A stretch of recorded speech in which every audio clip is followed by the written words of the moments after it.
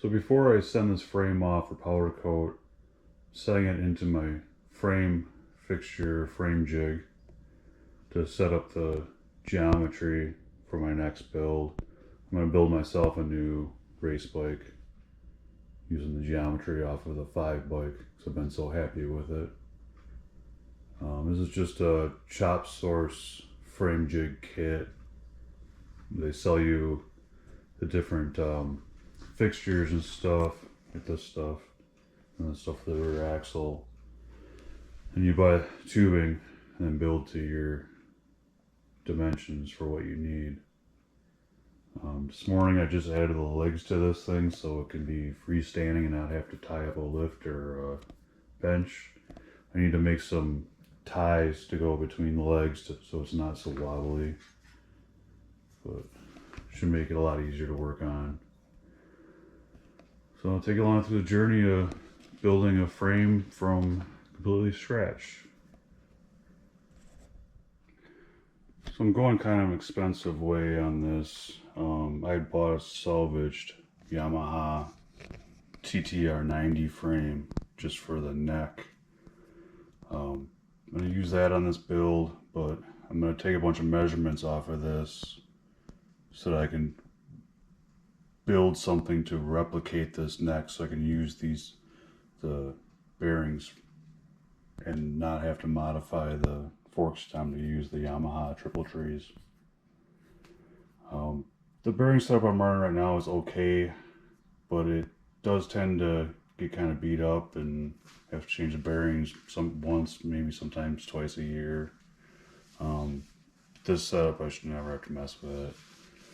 And then on the rear axle plates, I've been fabricating them up. I actually had somebody cut me a bunch of plates like this to save me the time, because I was literally just drilling some holes and then grinding the slot, which was pretty time consuming. And then I take a piece of this 2x3 square tubing and cut a length of it and square it up and then weld this plate to it, and that's what gives me this, which is what I use for my rear axle mounts.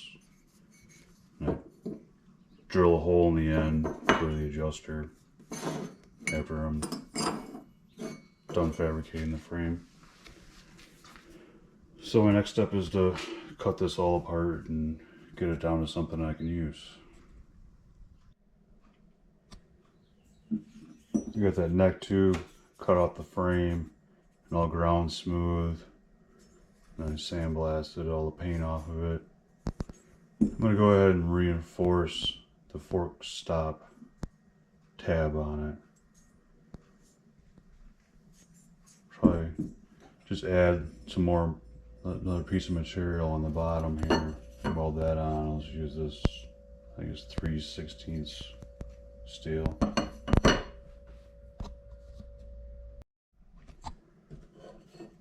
So I radiused the end of this piece of flat stock to match the neck tube. So I'm going to just tack that in place, and then I can trim this right to size to match the other one instead of trying to like mark it and trim it that way.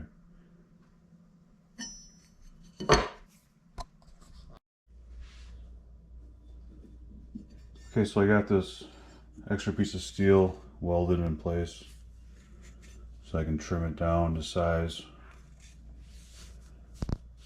then finish welding it after.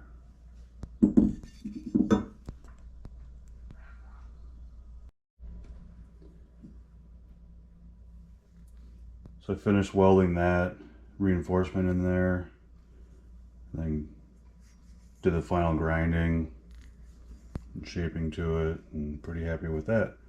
So now I can move forward. So I got a good starting point for my frame. So I've got the neck tube into the frame jig, and I was trying to figure out how I was going to center the fork stop.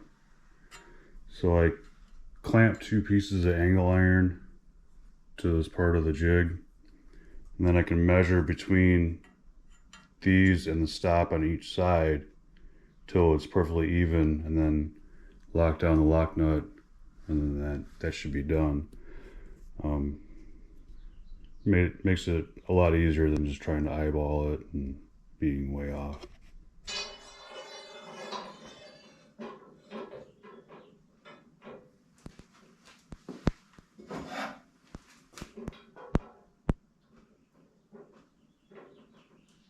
So I'm bending the lower frame rails, putting the first bend in them.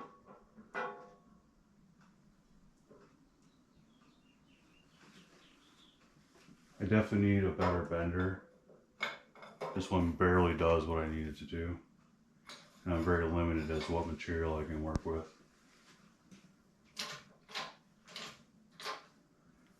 So I've made a reference line on here with a marker so that I can take a ruler and actually measure how much I'm bending. I tried to measure the angles and stuff, and it just made it hard to replicate bends.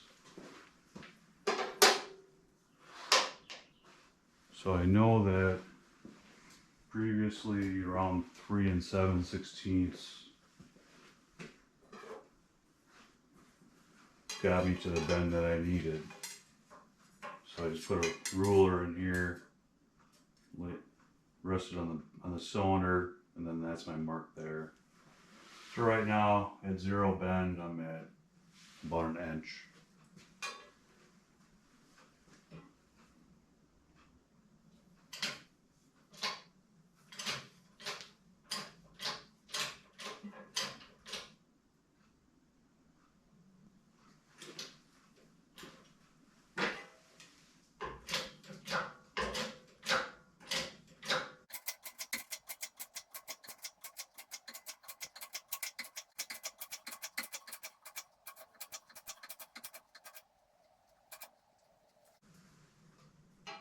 It's 3 1/4.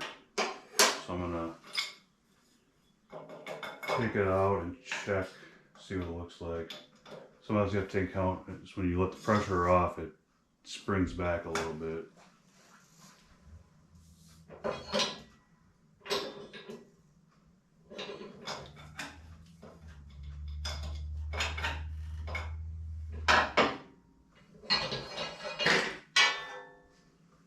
The big downfall is the degree that I'm bending, it starts to flatten out the tube in the bend. But the way I build these mini bikes, I end up having a bunch of reinforcement in this area anyway with the motor mount. So I'm not too concerned about it, but for other things, it's definitely an issue.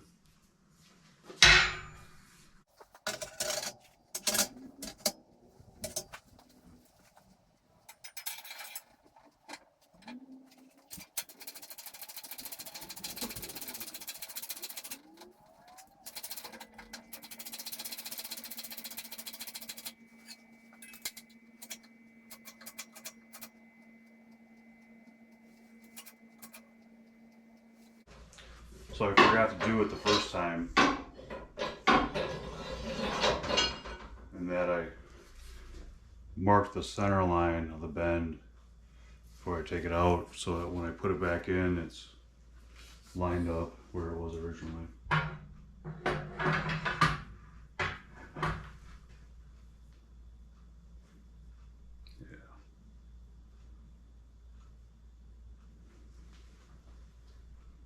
And that looks good. And that was at 3 7/16.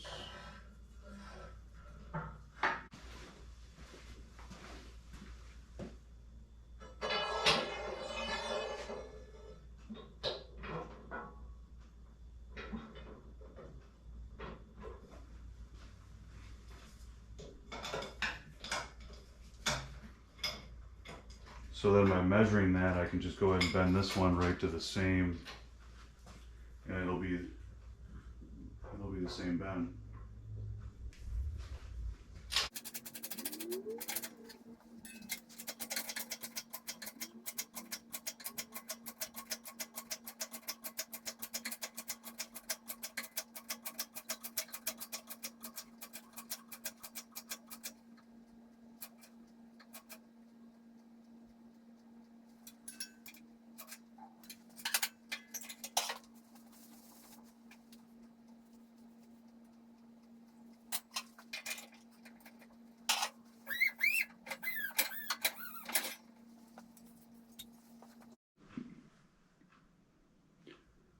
Got the first bends made in both the lower frame rails.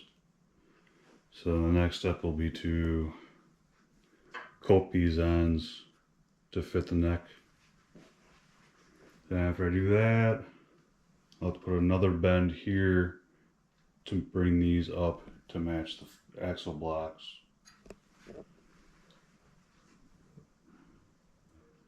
Got these ends coped. So now I'm ready to mark the tube in the back here to make the bend to match up to the axle block. So on the bottom of these V blocks, I just use that peak to indicate the bottom of the tube, so that'll be the outside of my bend. It's a little tricky because I have, you know, the bend here will be at a different angle than what these are. Not like just the angle of the bend, but like the orientation of the clocking on the tubes. So I'll go ahead and mark those and start getting ready to bend those to where they need to be. So the underside of the tube marked for my bends.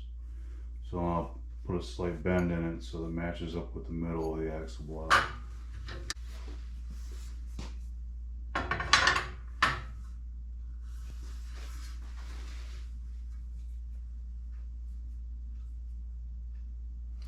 That was 1.5. It's not quite enough.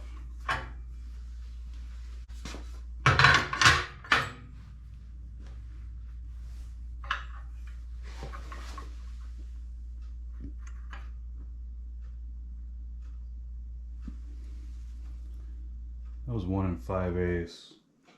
I think that actually looks pretty good.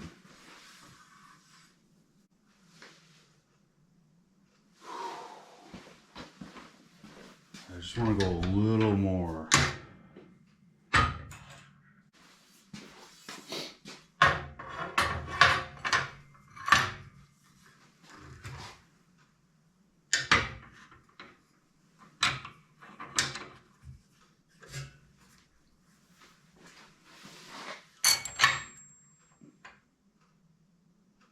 Yeah, that's perfect. That's 1 11/16. So I will bend the other side to the same bend, and it should be good there. But while I do this, I'll mark this tubing right here, probably a little long, and so I can cut that off and be in the ballpark, and I'll grind it to fit perfectly.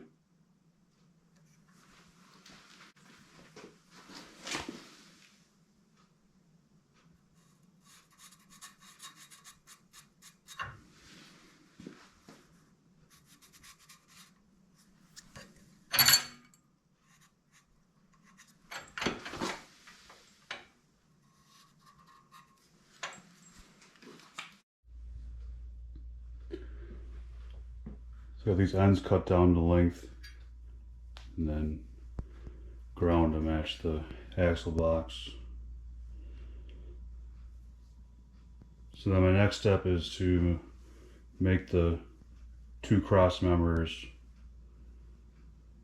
Once those 2 are made, then I can start welding this lower assembly together, at least tack welding it together, and then start building up from there. So I got the cross members made up, clamped in place. Everything clamped as good as I can get it. I think I'm ready to throw a couple tack welds on this thing and start holding stuff in place.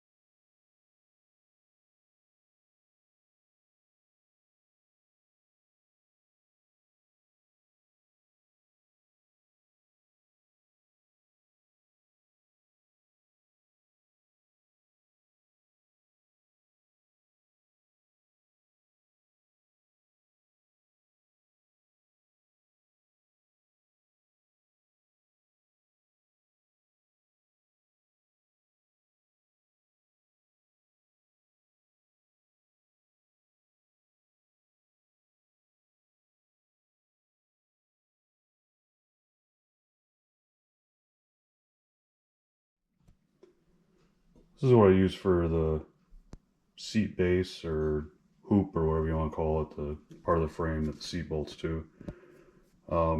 Something I bought off of eBay because my bender won't do tight bends like this. I think if you search cafe racer seat hoop, you'll come up with a bunch of different versions of this. And then I bolted these extra pieces to my frame jig. This will allow me to clamp that tube to the bottom of it, and then I can start making the connections to the main frame from there. Got that seat tube all clamped in place where I want it. And then I put a exhaust clamp on the neck here that'll give me a place to rest these upper tubes as I'm grinding them to size. That way I can kind of drop them in the same location every time. It's kind of the biggest plus of this jig is being able to grind these tubes and be able to place them back in the same place every time instead of having to try to set it up every single time. These upper tubes are ground and notched to fit, so I'm going to go ahead and tack those in place. Alright, at this point I've got these tubes tack welded in place. Got these rear tubes fabricated, and then I tack welded those in place. And then the middle tubes are fabricated. I'm about to tack weld those in place. From this point, I need to do a bunch of welding. Trying to get everything welded up as much as I possibly can before the bike comes out of the frame jig. But after I get all that welding done, I can start adding gussets to the frame. There'll be a plate here, and I put a motor plate in it yet. Fuel tank mounts and a bunch of other stuff, but it's definitely coming together. Pretty much all welded as much as I can within the jig. I don't want to take it out of the jig yet until I get some of the gussets tack welded in place. So that being said, I made up the gusset plates that'll go on the side here, for be one on each side. It'll help support all of that, and then I'll drill a hole about in the middle, and that'll be the top number plate mount. Those are just 1/8 inch steel I cut and ground to fit. So I'll get those welded into place and then move on from there.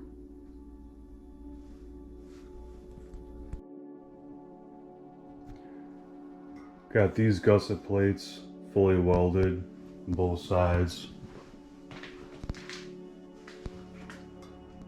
And I also fabricated these two cross braces and then this bar in between. And those are mostly welded in. A couple spots underneath I need to get yet. So I got these plates welded into the top. It's just 1/8 inch steel. These will be where the seat will mount to. Fabricated these gussets out of 1/8 inch steel plate for both sides of the neck. Got those mostly welded in. So I use for motor plate, just a heavy duty motor plate from OMB Warehouse. So the first time I did this, I had to get the bike to basically a full roller, so I get the rear wheel into it, and then I could place the engine plate for proper alignment. After I'd done that, I placed the assembled frame back into the fixture, and then I made this plate fixture setup to locate the motor plate so I don't have to get to that point. So right now I'm to the point where I can put a motor plate in it. So I've got some screws in there sticking straight up to act as locating pins. And this will drop right in and locate me left and right properly. And just notch the corner out there to clear the frame tube. And then I'll use these in the back to level it out.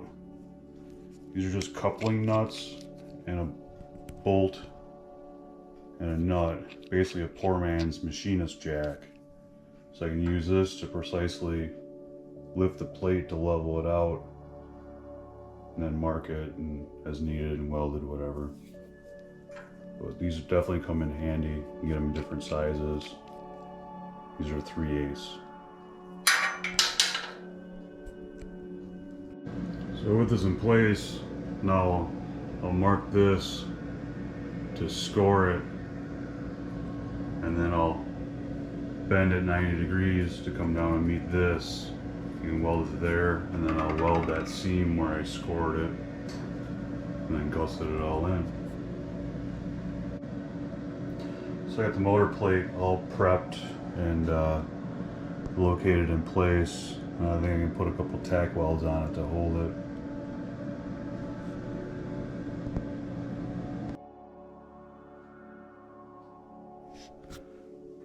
Fabricated these side plates for the motor mount to box it all in, give it strength. And I got the motor mount all welded in as much as I can. I think really at this point I've got everything welded in as much as I possibly can, and am ready to take the frame out of the fixture for the first time. I can finish up a couple little welds, and I gotta make a plate to go underneath it here. And there's not too much left to start assembling things on the frame to mock them up.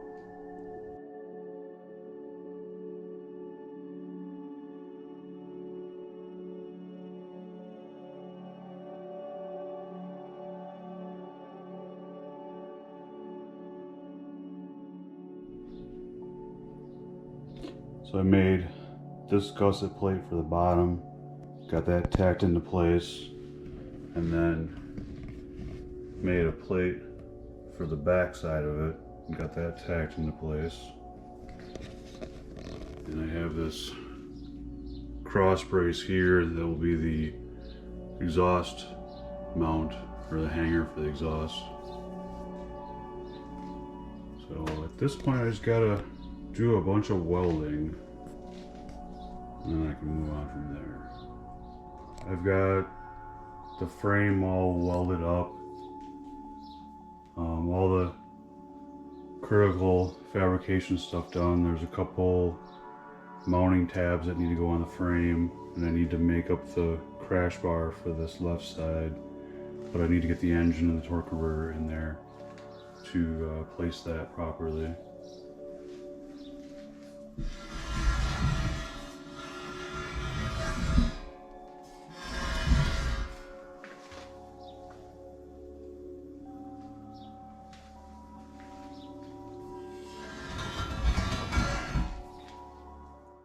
I gotta drill the back of these axle blocks for the axle adjuster.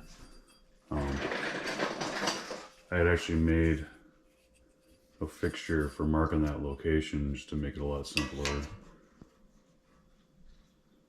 Just lay it on there and center punch it and drill it out. Otherwise you just have to find centers and then figure out your center line of your adjuster and then mark that hole, which isn't a big deal, but after I've done a couple of them, I'm like, well, I'll just make it easier for myself, and made this up.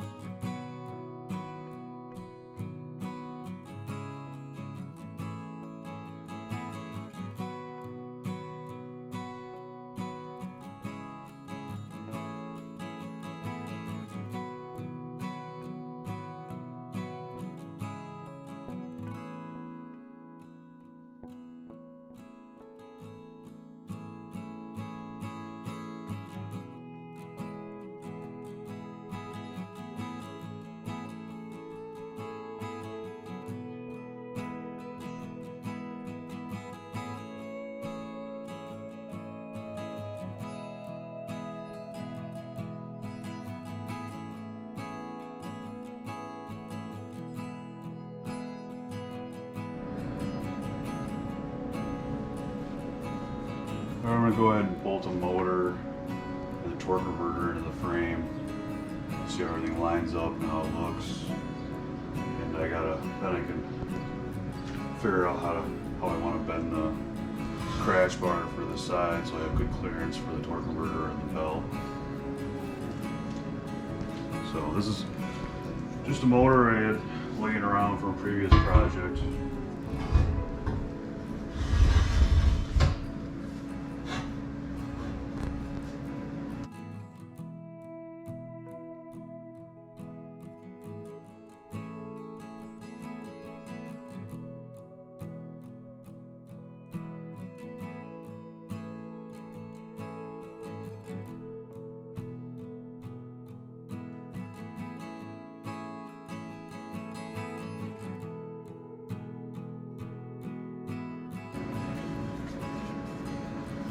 This is just a cheap Tab 2 30 series torque converter from eBay. I think I paid like 60 bucks for it. Don't use any of the hardware that comes with it because it's all metric. And these engines use standard, they're 5/16 24 bolts. These are 1 inch long. Need to order some more of these thick washers, but being just for mock-up, by the time I do final assembly, I should have some more of those.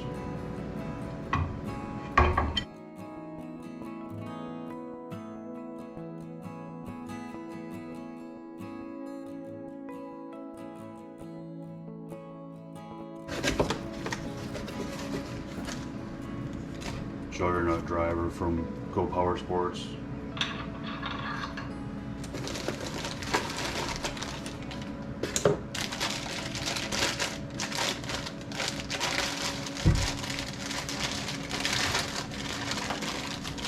These are such a giant upgrade over the standard driver, even on very mildly built motors. They just run so much more consistently and a lot more reliable. I'm not worried about getting the spacing perfect, I just want to get in the ballpark.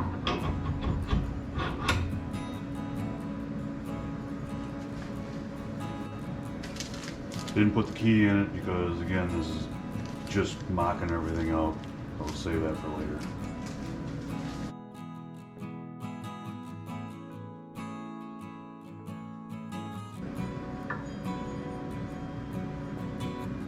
So when I make the crash bar, I'm going to want to make sure I have adequate clearance so I can get this belt past it to change it. So that was the only problem with the bike I currently ride is I have to take the juggernaut all apart to change the belt.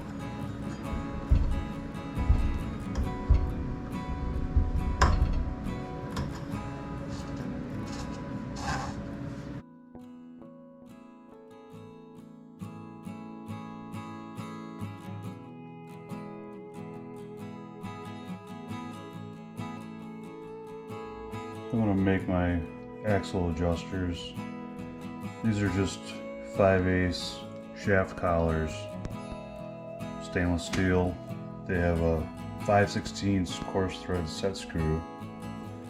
So then I give me some 5/16 stainless screws that are threaded the whole way, and I'll cut the heads off and then put these and then weld these in.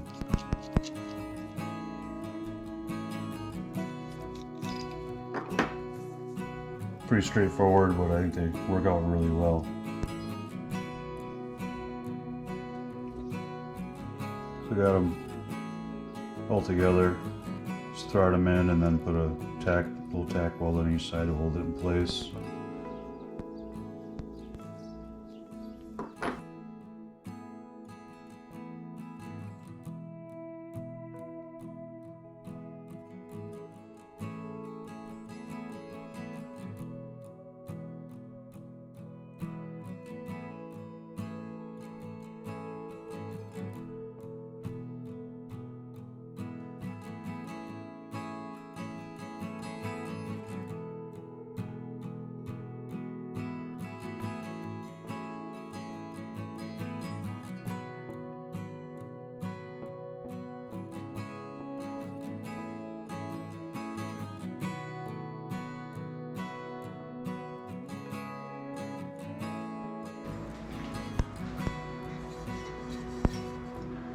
This is the rear wheel I'm going to use. It's a 12-inch by 1.85 wide pit bike wheel with 15mm bearings. Get a lot of questions about where I get these wheels from. Literally just search 12-inch pit bike wheel. I get them from eBay, I've got them from T-Bolt USA. This particular one I got from Alibaba, so it's like direct from China. But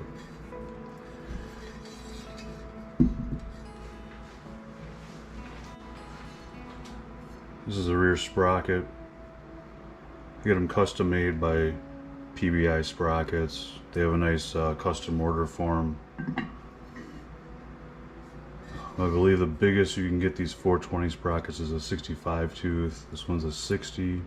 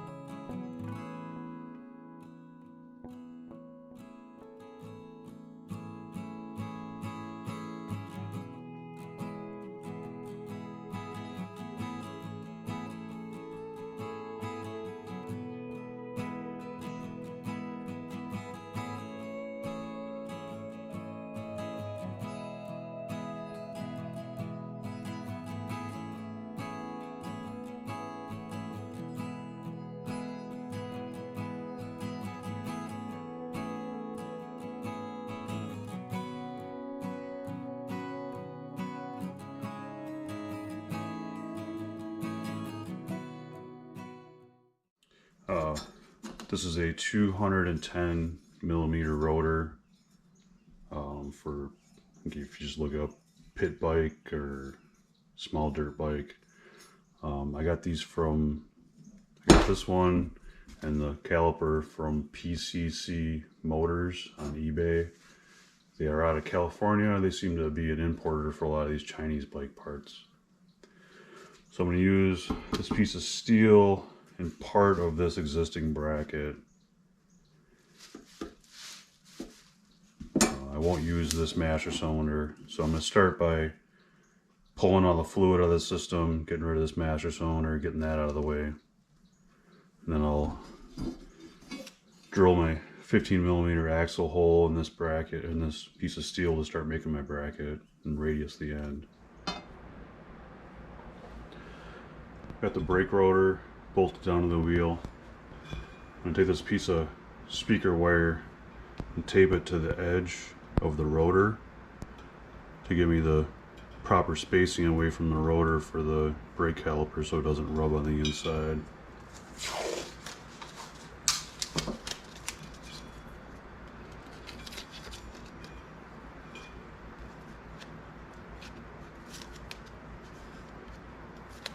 This is just speaker wire. It's about the same thickness as the rotor. It's gonna be different for different calipers, but this seems to give me the right spacing that I need for this setup.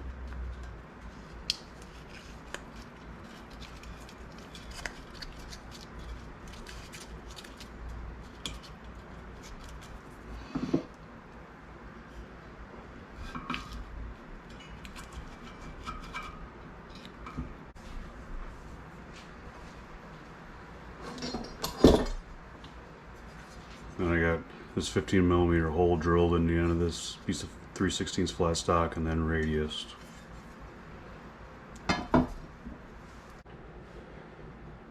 So I marked and cut off part of that existing bracket that came with the caliper and ground it so it would all match up to this extra piece here that I'm making.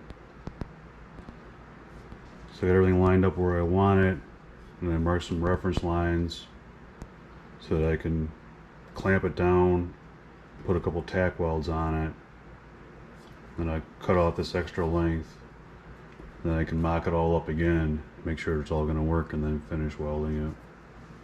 I'll also probably lay a overlay right here to reinforce it.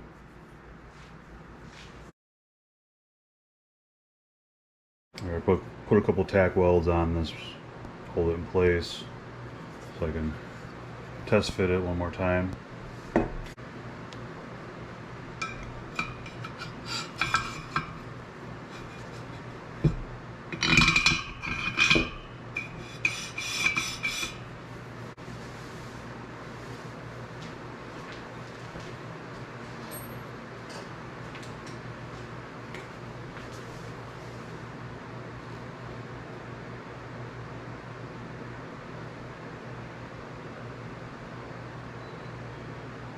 That looks perfect.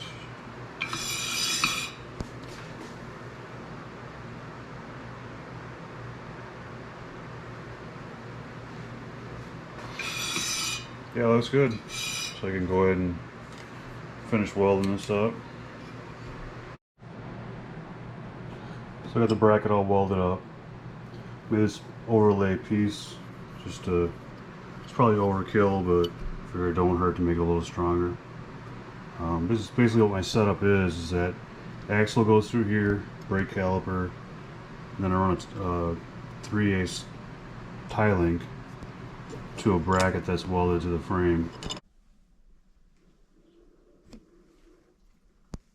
So I got the mounting tab just tack welded in place.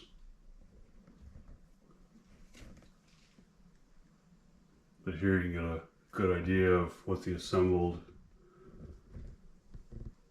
brake looks like.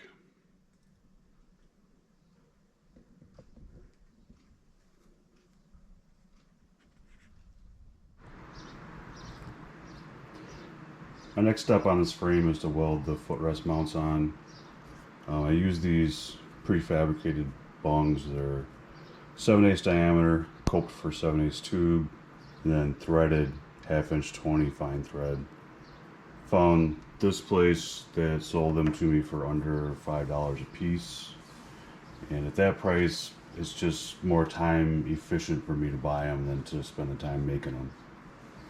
So this is pretty much all I use to set them up on the frame, is just this V-block, just square it up to the frame and hold it in position and just clamp it and tack it up and then finish welding it.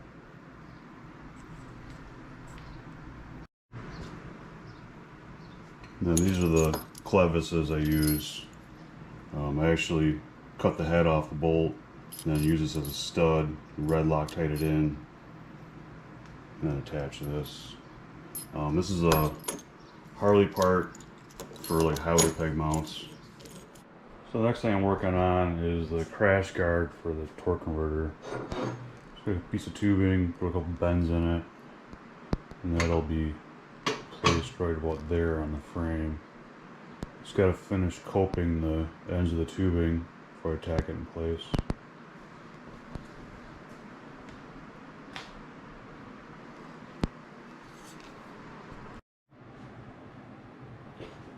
So I got the crash bar coped and then tacked into place.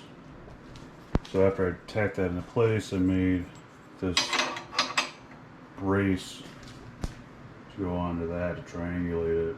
So I tack weld that into place.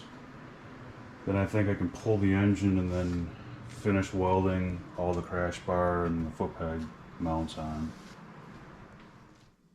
Alright, at this point I think I have the frame pretty much done as far as fabrication goes. I add the mounting tabs for the number plates on the sides. I got a receiver for the side stand, fuel tank mounting mounts are here. Just a little bit of grinding. Then I can start working on some other stuff. It's probably the front end will be the next step, and start working. These are the forks I'm going to use. They're Yamaha PW80. Used them quite a few times in the past and had good luck. These are a pretty decent straight set. These were pretty rough, but I didn't really buy this set for the forks. I bought that set because it had this, which is a Pro Taper aluminum upper triple tree, which is a really nice piece. It's obviously in kind of rough condition, but I can clean that up. And that actually replaces this part, which is pretty thin and flimsy. This one's all bent up. When I use the stock one, I'll make a plate that'll fit inside this nice and tight and then weld it in. And I've had good luck with that. But with this, I don't have to do any of that. It's plenty strong as it is. So I get all this stuff taken apart and cleaned up and start going through a process of what I do to make them work.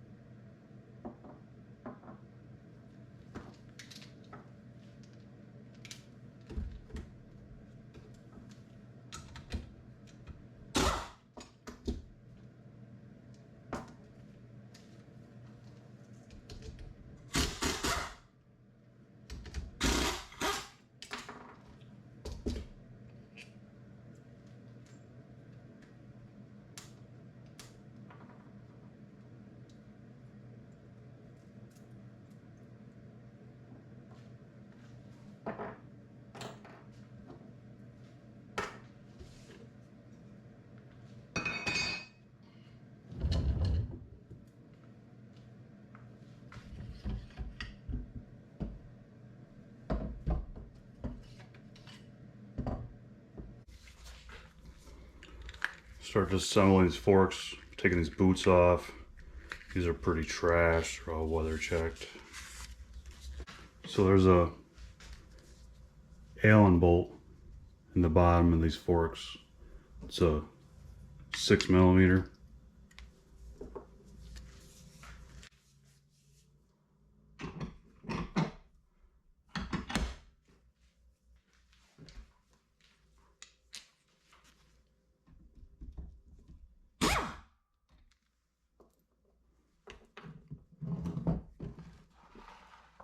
This is the bolt that comes out of the bottom. It's got a copper crush washer to seal it.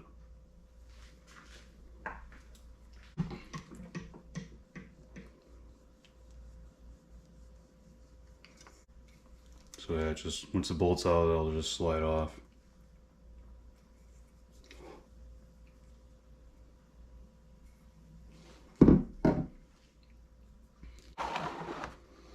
So on the top of these is another Allen plug. I believe it's 8mm. Yeah, 6 doesn't fit. So that plug is under spring pressure, so you have to be very careful when you remove it. It's not a lot of pressure, but just be aware.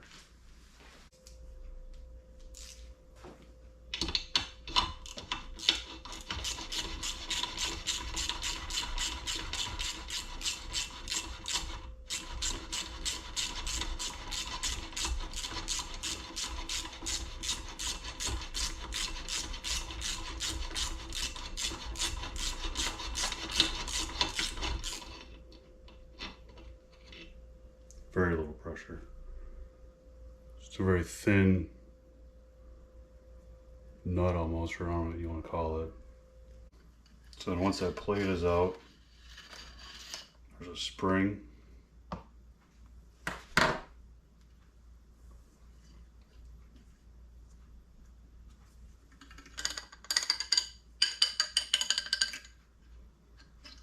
dampener rod, and then the top out spring. And that's it. That's literally all that's inside of these forks. starting the fork leg modification process.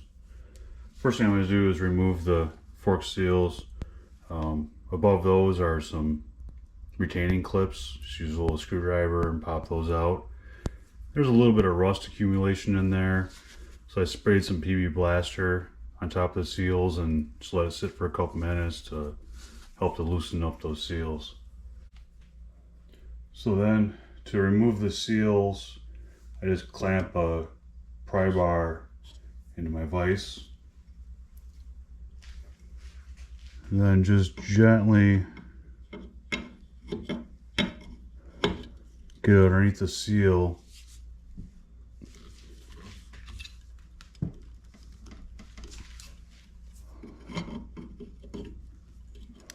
Usually got to work your way around.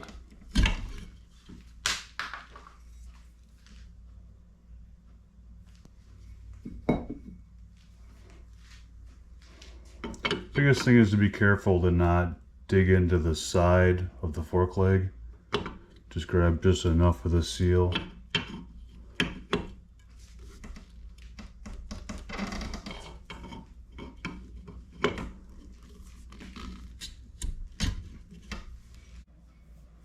So after pulling the seals out, flush the legs out good with brake cleaner.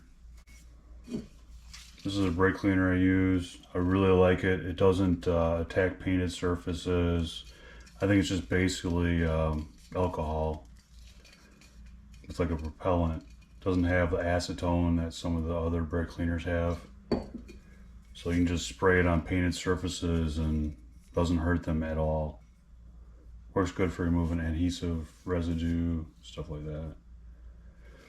So after removing the seals, I went through with some wire brushes and some Scotch-Brite and cleaned out the rust and corrosion that was accumulated in the top of these legs.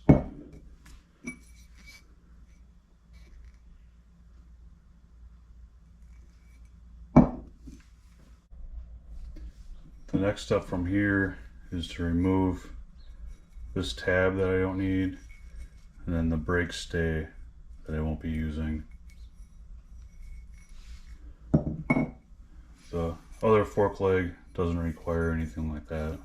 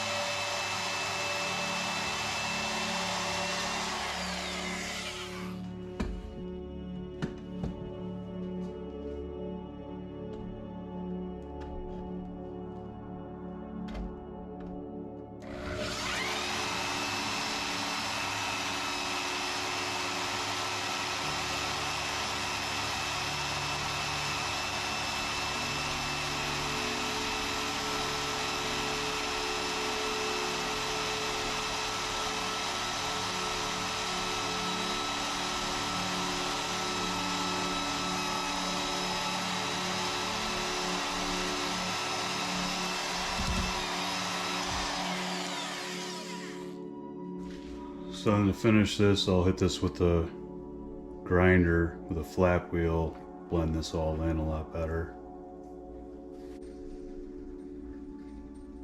So here I have those extra tabs cut off, blended in as good as they need to be. So now my next step will be to drill out the axle holes. These are 10 millimeter as they come. I'm going up to 15 millimeter.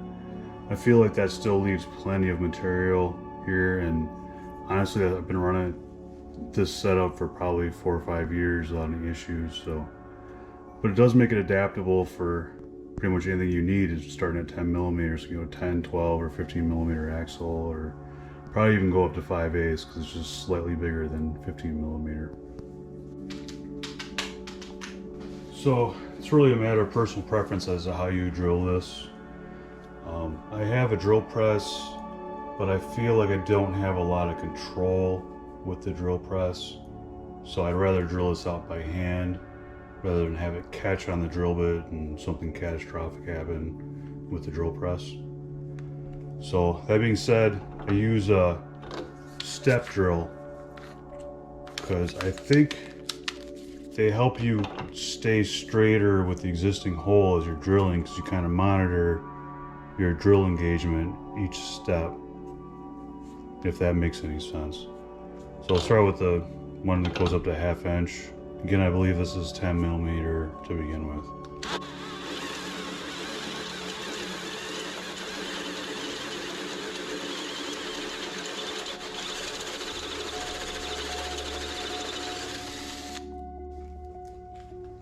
So once I hit the 1/2 inch step, I'll flip it and then come from the other side. Once again, I believe that helps to keep everything straight with the existing hole.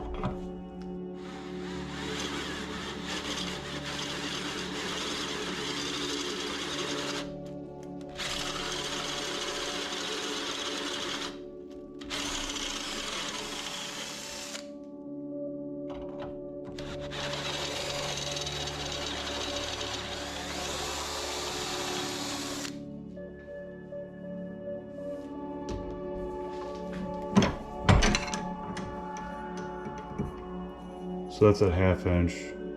There you can see the existing wear mark from the original axle. I'm pretty concentric with that hole. So then after going up to 1/2 inch with a step drill, I'm going to run through just a straight drill bit just to help straighten everything out.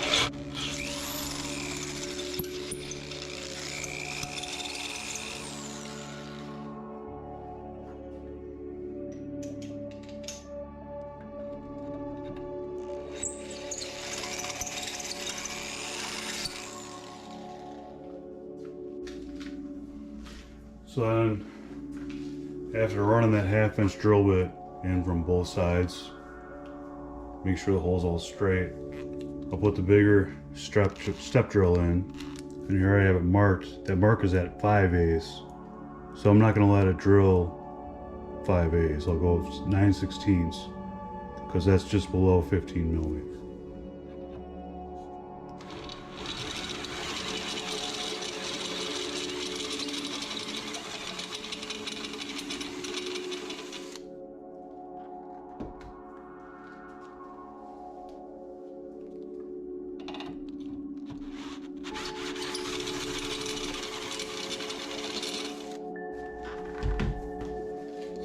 I'm actually using the 5/8 to bevel the edge a little bit.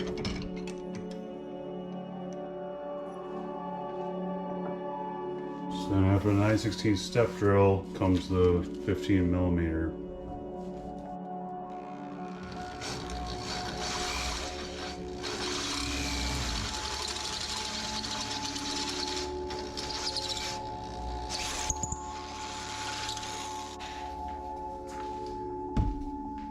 Not exactly precise, but it doesn't really need to be. It's definitely good enough for mini bikes.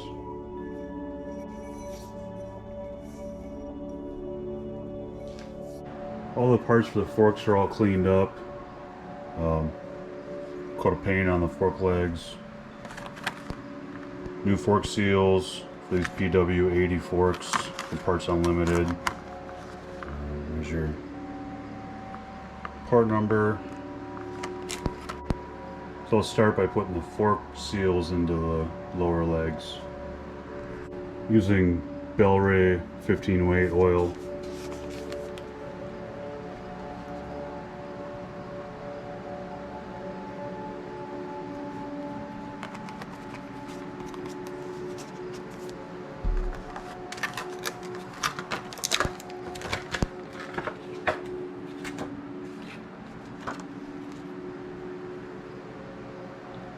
Use some fork oil to lube the insides and the outsides of the seals.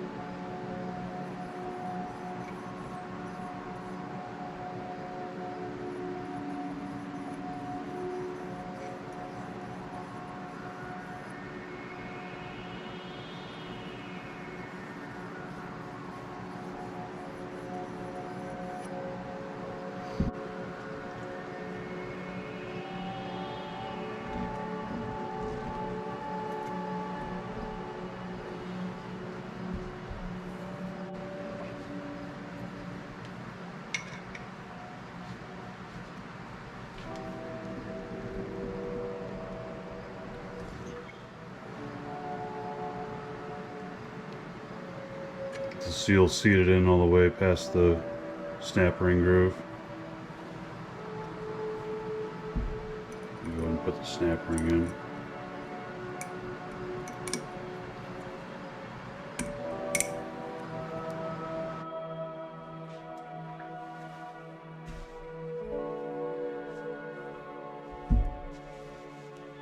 So 4 tubes. This is normally how it would be assembled. You would have this is the top out spring on the damper tube, and this would be slid inside to your 4 tube. So imagine this bottomed out in your 4 tube. And then this is your main spring, and that sits on top of that. So as your suspension works, just imagine this tube. This is how everything's moving in there. So what I change is I actually add another top out spring, and that'll actually shorten the travel. But I find that with the way my bikes are set up, you don't need that much travel. You just need something to take out the small bumps and imperfections. So by adding the top out spring, it's lowering the fork about 1 inch, and it's adding about 1 inch of preload to the mainspring. So that'll give me a shorter, stiffer fork. So even that probably isn't really enough, being how small the spring is. So then I use a Barnett clutch spring for a Harley Davidson Scorpion clutch, and that'll go on the outside on the bottom here.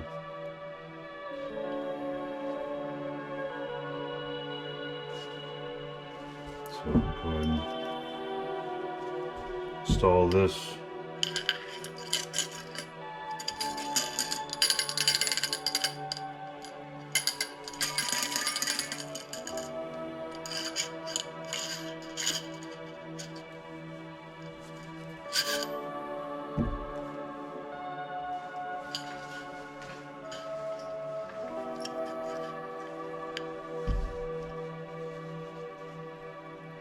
So that'll give me, with this on here, that'll still give me about a 1/2 inch travel on the main spring before it hits this spring. So it's like a dual rate. So it'll give you a little softer spring, but then when you really start pushing it, it'll resist bottoming out.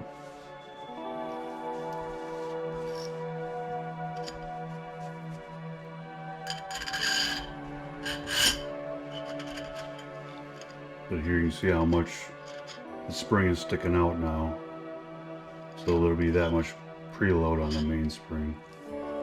But I'll use that to pull tension on the dampener rod and assemble the lower fork leg onto it.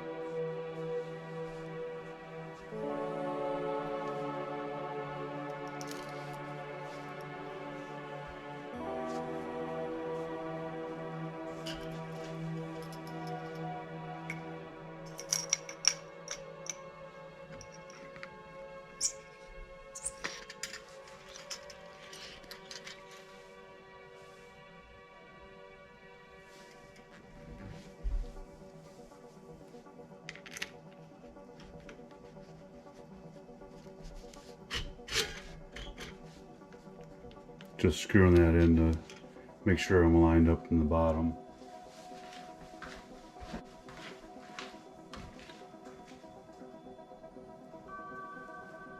Put pipe thread sealer at the bottom of the screw against the washer, just to help with sealing at the bottom of the fork. It's probably not necessary, but better be safe.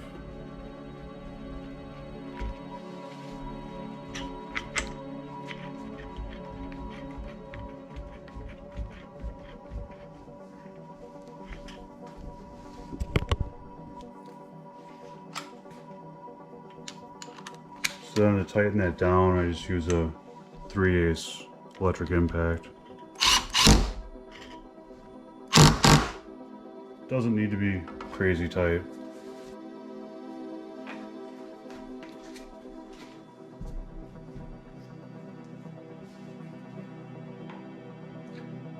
Four ounces, 15 weight, bell ray fork oil. Dump about half of it in first.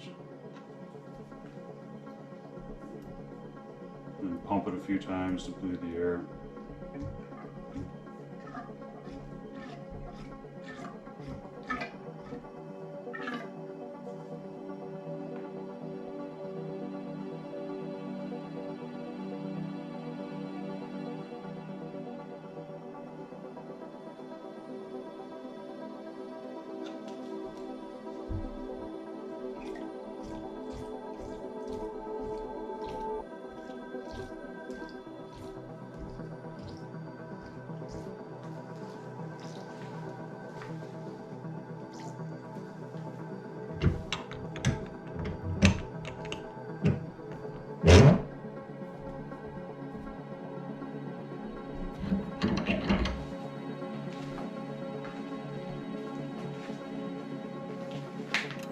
Spring in.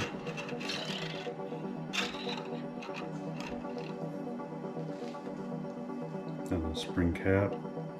It's an 8mm hex.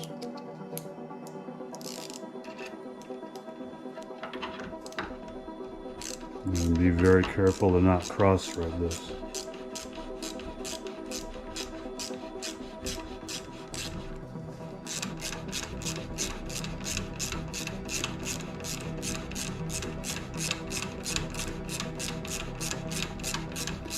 This doesn't get torqued down against anything, it just runs out of threads. You'll hear it pop when it starts skipping the threads.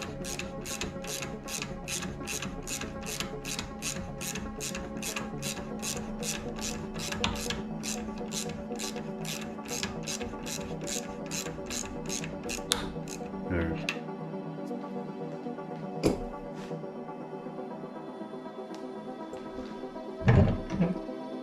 Then be very careful to keep it upright until you have it installed, because it's still open on the top and you lose oil out.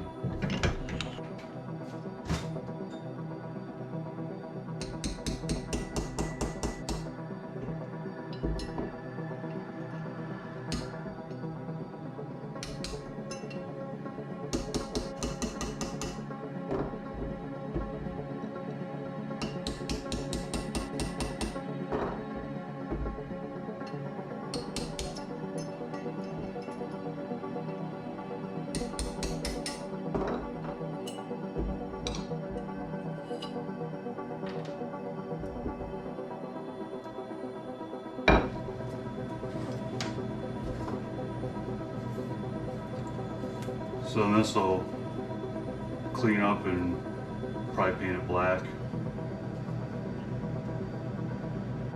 Alright, at this point I've got the bearing races installed in the frame.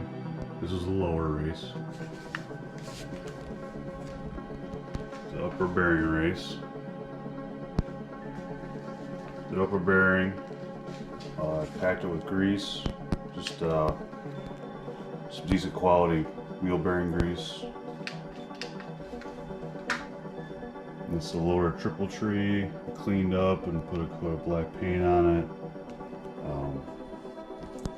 I used the original lower seal, not the one that comes with the bearings, because it doesn't really fit in the frame right where it does much of anything. It's actually too small, so it doesn't really seal. And then that's the lower bearing.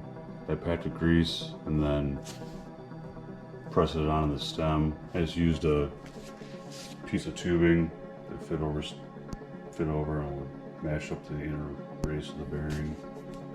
Just kind of lightly tap that on. This is the upper dust shield and then the crown nut.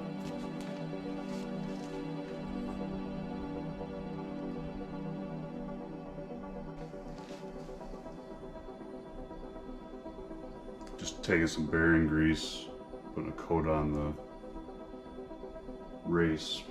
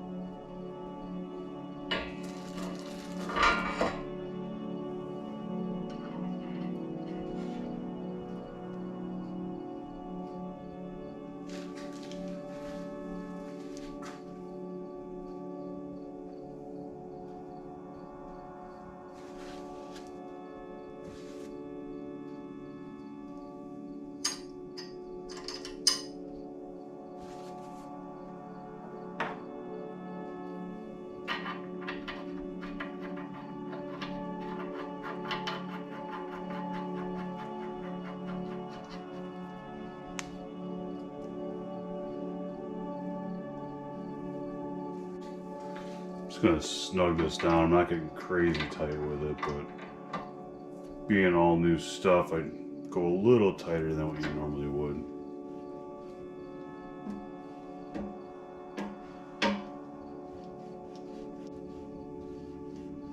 And you also have to take account in that when you put the top tree on and then tighten that bolt, it'll push down on this crown nut and actually takes up the little bit of slack that's in the threads, and that'll make it tighter.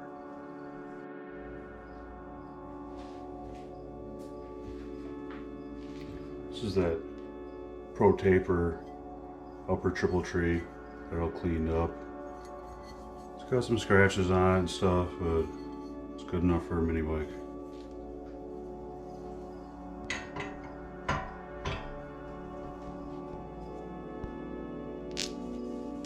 A little bit of blue Loctite on this bolt.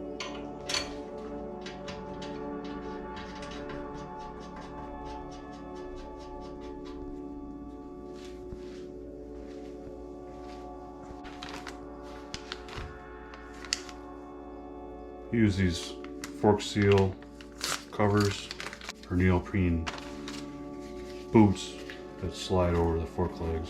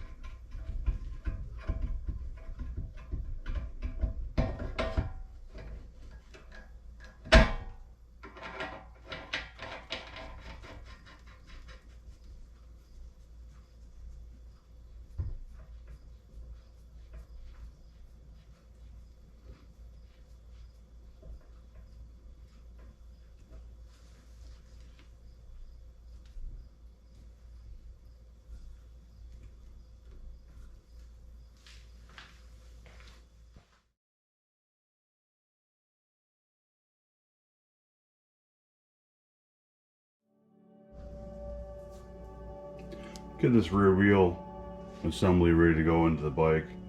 I got the tire mounted on it. This is a 130/70/12 Kenda K761 tire. It's got a good, I think, multi-use tread pattern on it.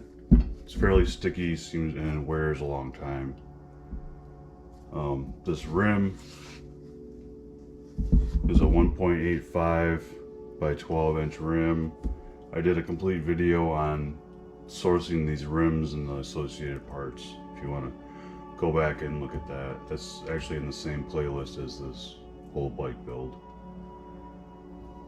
Before I put the sprocket and the brake rotor on, I'm just going to add a little extra detail and white letter the tires. Moose Racing paint pen from Parts Unlimited.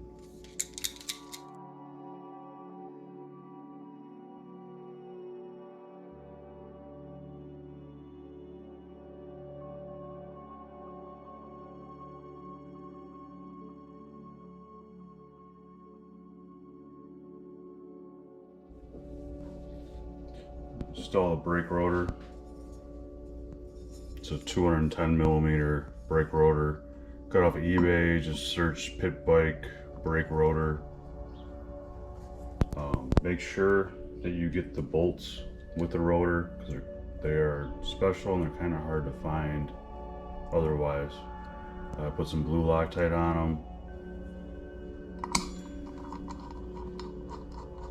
Red would be the safer way to go, but you'll probably never get it back apart with the size of these bolts. is red Loctite.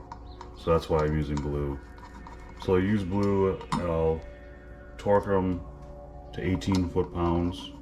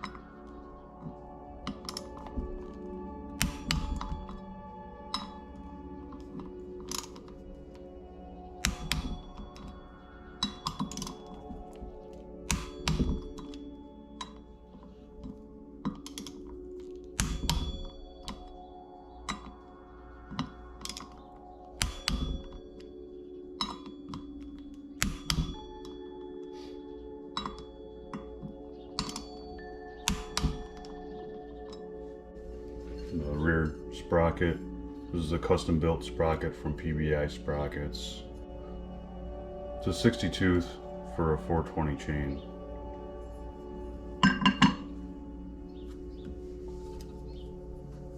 Be using some ARP bolts for this, and I put some red Loctite on these.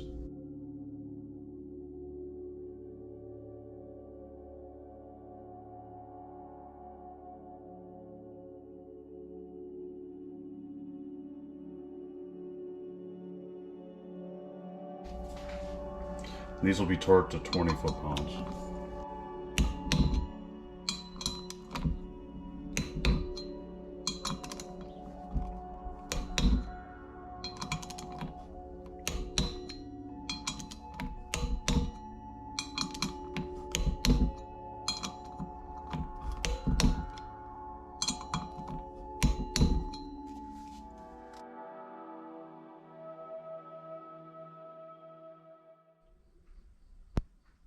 This is the handlebar and riser setup that I'm going to be using.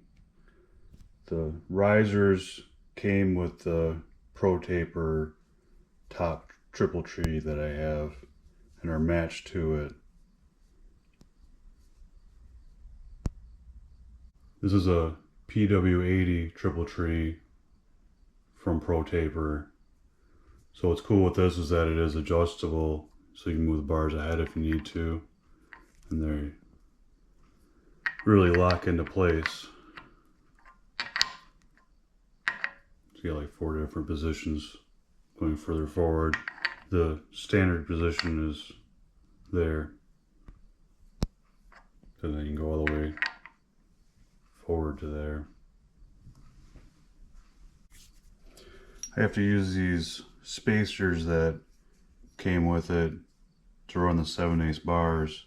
Otherwise you can run the 1 1/8" fat bars with these without the adapters. And these are the handlebars.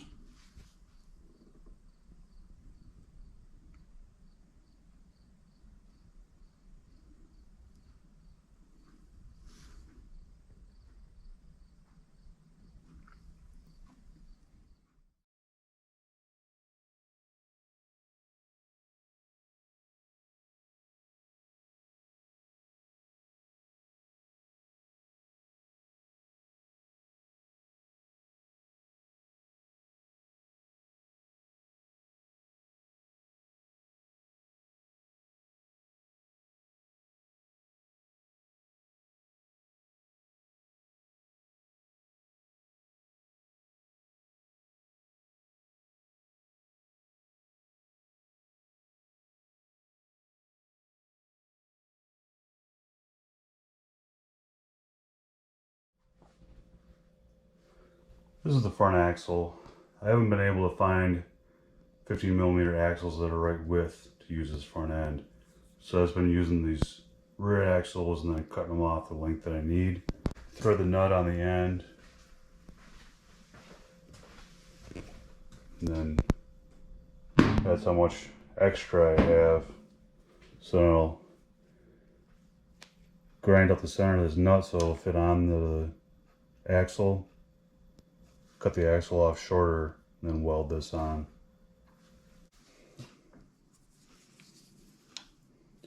Just marking the extra axle I need to cut off.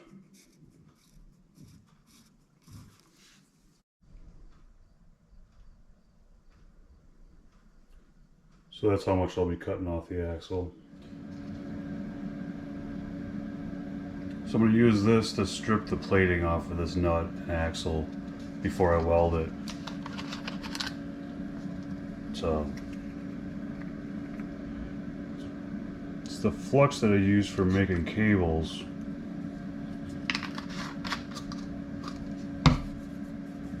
This stuff's pretty aggressive.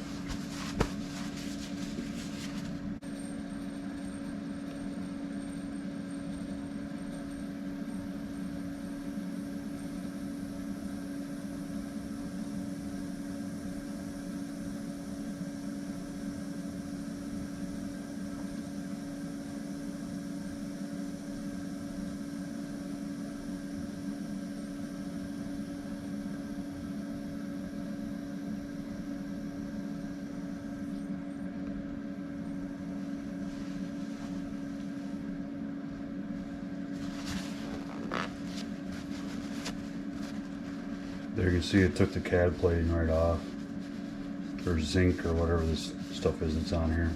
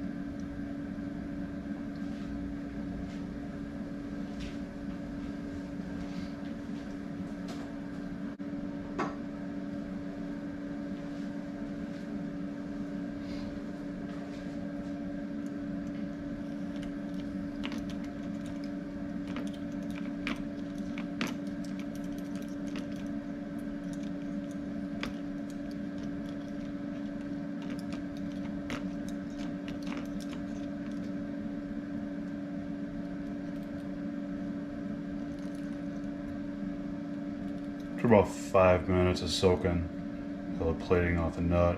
Stuff was considerably tougher than what was on the axle.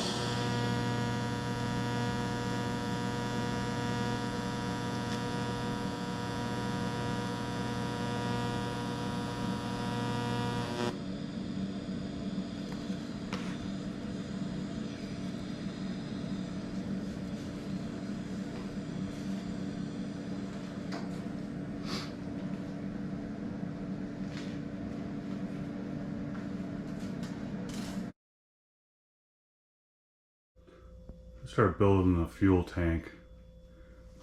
It'll hang below the frame in this area here.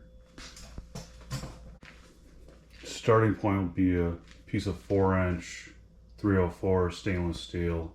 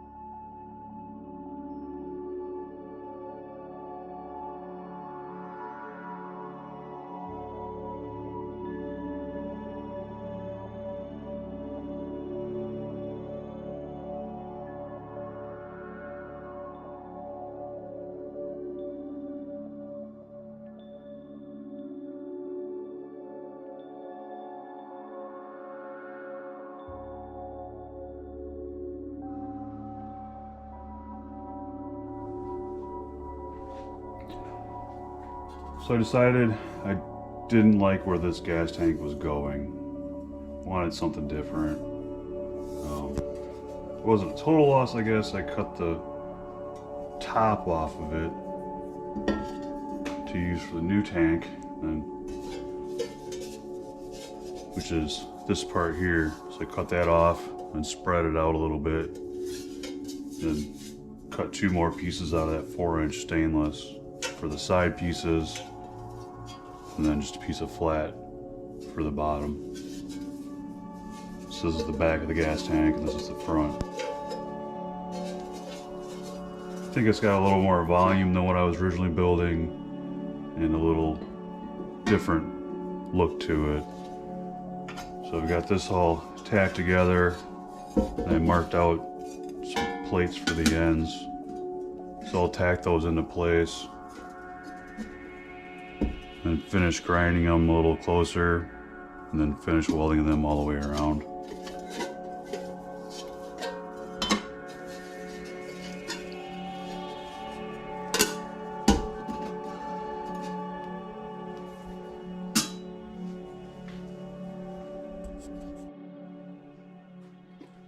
Got the end caps welded on, ground out, both ends. Then I made the front mounting bracket. So then I took some of this foam tape, put it between the frame and the fuel tank to give it just a little air gap for when I weld the brackets to it. So I'm gonna clamp this to the tank and then put a couple tack welds to hold that in position, and then I can start building the rear mount for it. Here I've started making the rear bracket for the fuel tank. This is just some 1/8 by 2-inch 304 angle.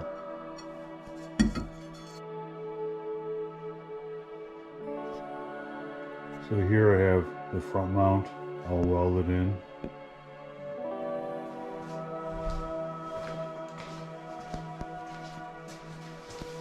And I have the rear mount made up and then clamped in place. I'm going to tack weld that on the fuel tank.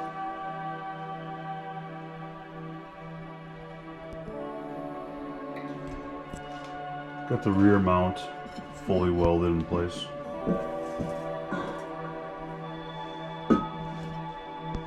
Then I went ahead and marked and then drilled a pilot hole for the vent for the fuel tank. So now that I have that pilot hole in here, I can weld up these seams. I waited to this point because if I didn't have that pilot hole in there, there's no place for the internal gases to vent. So as you close up these seams, you could possibly blow out your weld as you're welding it.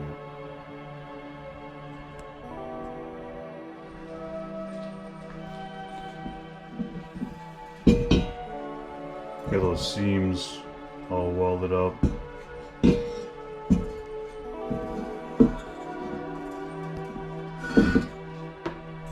I'm going to start working on the fuel filler. This is just a fuel cap and bung that I believe I bought off of eBay. Stainless bung with an aluminum cap. I'm going to have to weld an extension to it to bring it up high enough to clear the frame that I want, the way that I want it to.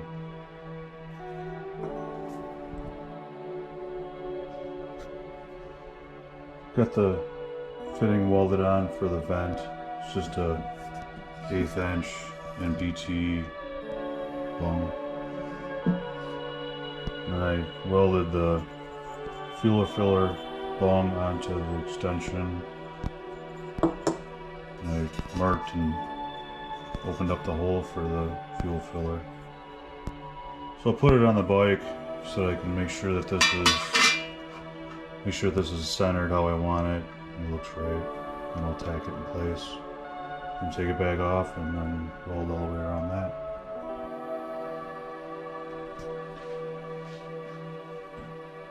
Fuel filler is all welded in place. So the next step, I'm going to mount the fuel tank in the frame and then figure out where I'm going to put the fuel petcock.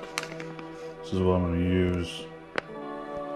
Motion Pro 1/4 inch MPT by 1/4 inch nipple. I normally use an 1/8 inch MPT, but it's kind of hard to find right now. Everybody has them back ordered. So then I got a 1/4 inch stainless bung that'll go on the bottom of the tank for the valve to thread into.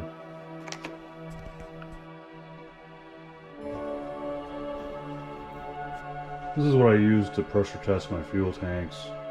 Just airbrush, air compressor, the regulator, and I fuel cap on it and plug the hole in the bottom, and then it's got a nipple fitting where the vent is, which is connected to the air compressor. Put about 20 pounds of air in it, and then I'll dunk it in a bucket of water and look out for bubbles. I also got a little soap just in case I need to pinpoint where the any leaks.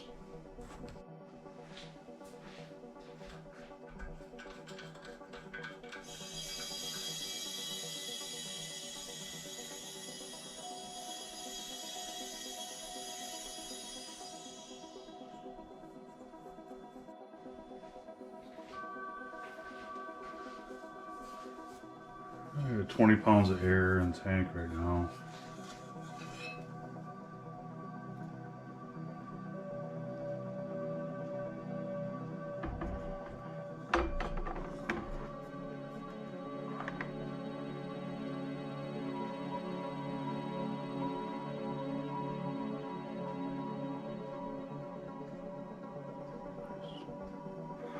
I don't see any air bubbles on that bottom half. That's what the other half looks like.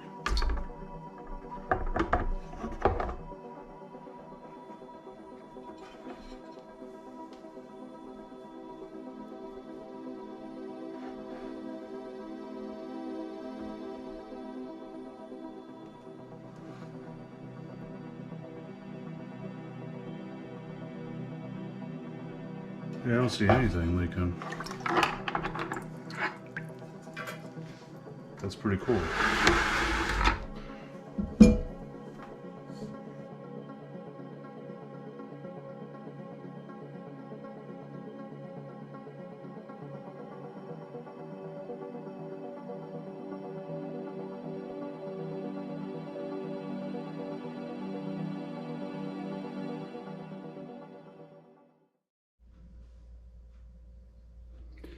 Alright, I'm going to start installing this engine. This is out of the orange frame bike that I've been racing for probably 4 years.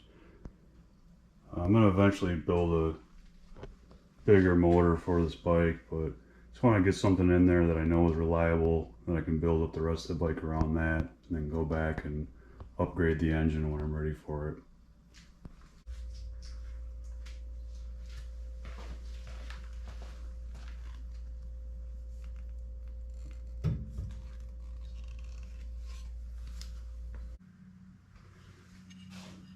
Just loosely installing the torque converter at this point to check alignment with everything.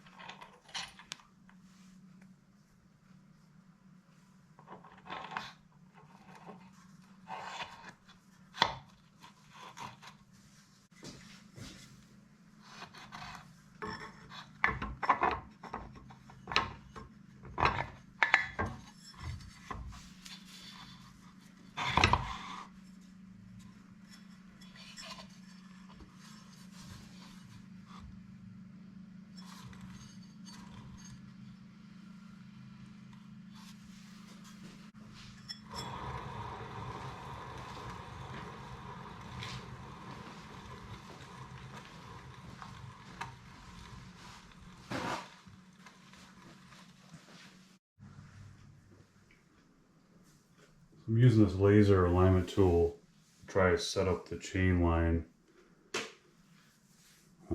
See the dot right here is actually to the inside of the sprocket, but I know the rear wheel isn't straight, so I'm going to go ahead and straighten the wheel out.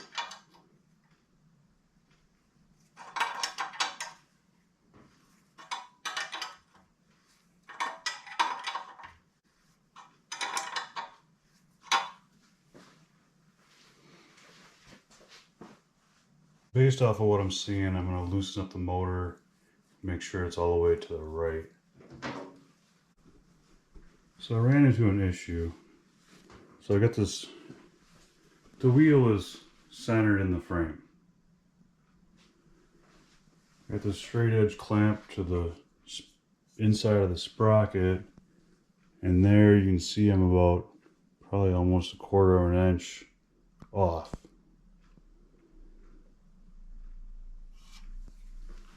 This frame is wider than how I previously built them. I think that's where I'm kind of having my problem. I can either space the sprocket out, or I can slot the motor plate and move the motor over to the right. I believe that's what I'm going to try doing, is just sliding the motor plate.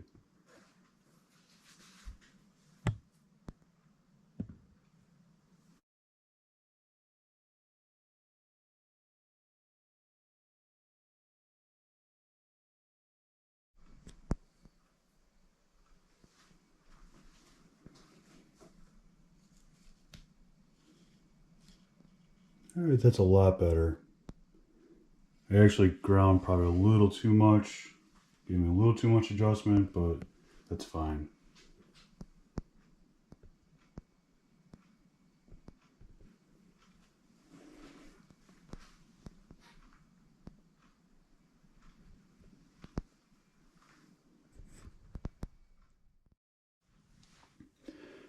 This is the rear master cylinder that I use. I got this one off of eBay.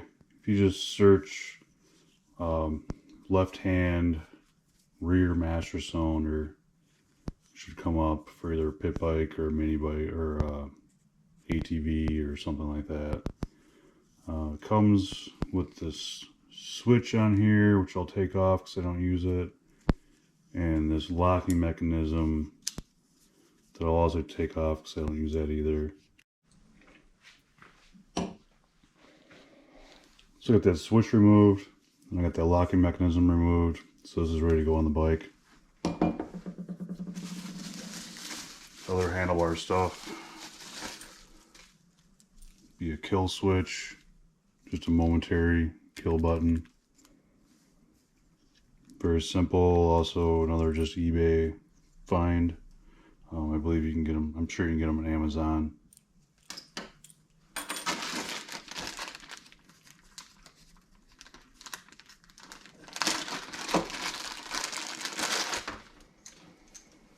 This is a thumb throttle.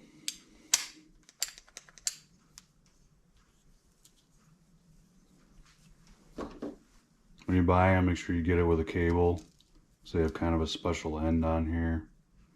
I will be most likely shortening this cable or modifying it to fit my bike better. I'll show that process when I get to it.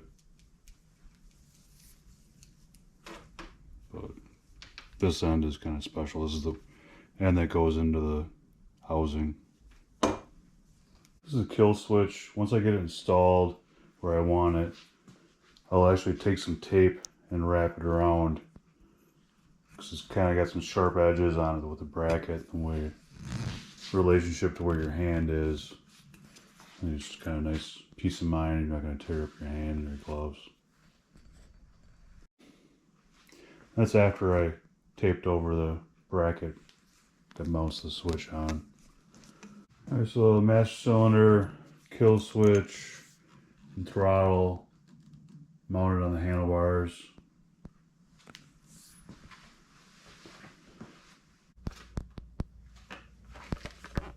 So what I use for grips. These are specific for a thumb throttle. So they are the same diameter, left and right on the inside. If you get grips for a twist grip throttle and you have a thumb throttle, the right side grip will be bigger on the inside. So I use these end plugs because they're much thicker and denser rubber than what the grips are. So if you lean against anything, it'll just cut through the grip. This way, you lean against something, you get a nice dense rubber surface, you're not going to damage anything. So to use these, I have to cut a hole in the end of the grip. You can just use an X-Acto knife or a razor blade and carefully cut them out. But if you do any more than one set of grips, it's worth buying one of these grip end cutters. You get a 1" and a 7/8 in the kit. The cutter just threads onto this driver. Does work better if you spray some window cleaner to lubricate the cutter. Slide it in.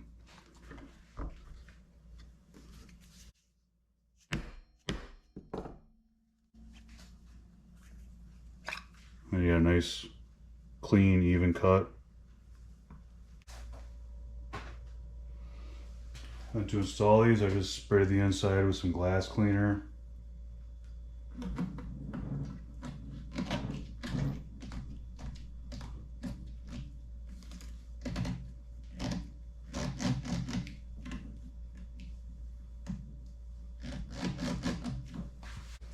And same thing with the end plugs, just some glass cleaner on it to help it slide in.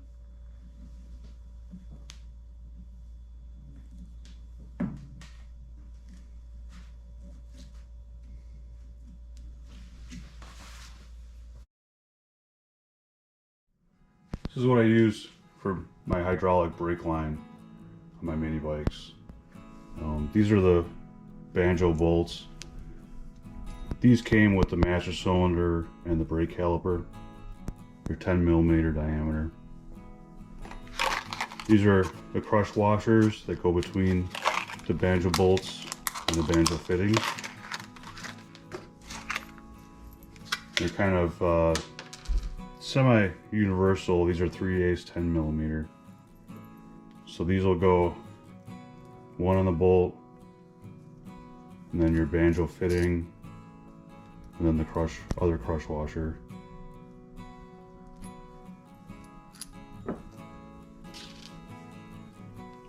These are the banjo fittings.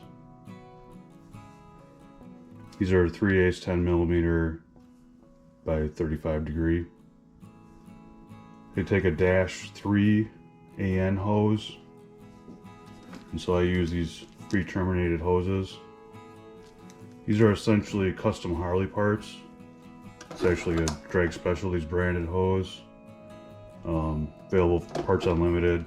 I believe you can get stuff like this from Revzilla and stuff like that. I guess my tip with this is that these hoses are measured end to end. So you need to take into account the length of fitting also. But over the years I've accumulated some extra fittings. So I just hold on to them. Even though these are bigger 7/16, they won't work for what I need, but they're the right angle, so I can just kind of loosely bolt them on and then measure for my hose or test fit my hose until I get the right fittings. It's probably not the cheapest way to go, but for an exact fitment, this is definitely the way to go. So, you know, when I measure, I would bolt the fittings on in place and then take a tape measure and just run the path of the hose, keeping account for slack at the handlebars for turning.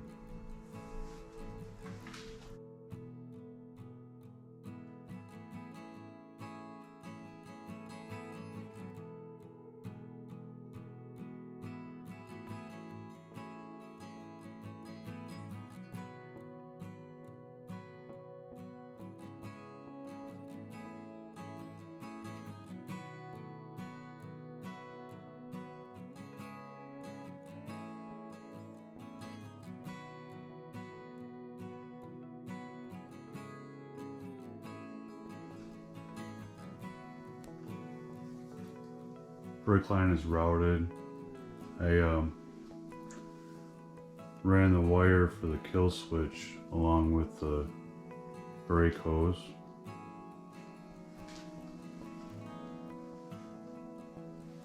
Left myself some slack for turning so it doesn't get tight.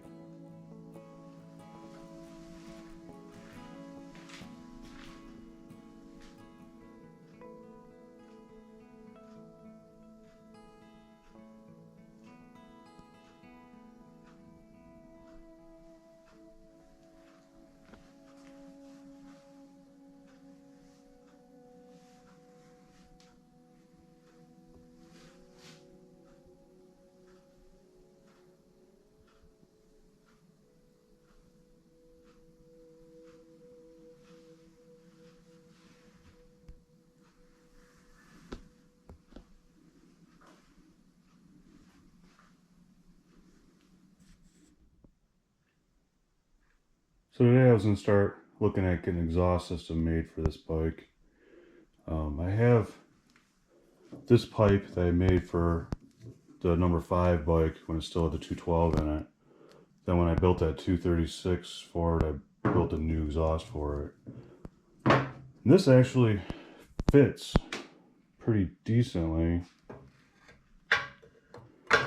but the muffler is pretty restrictive.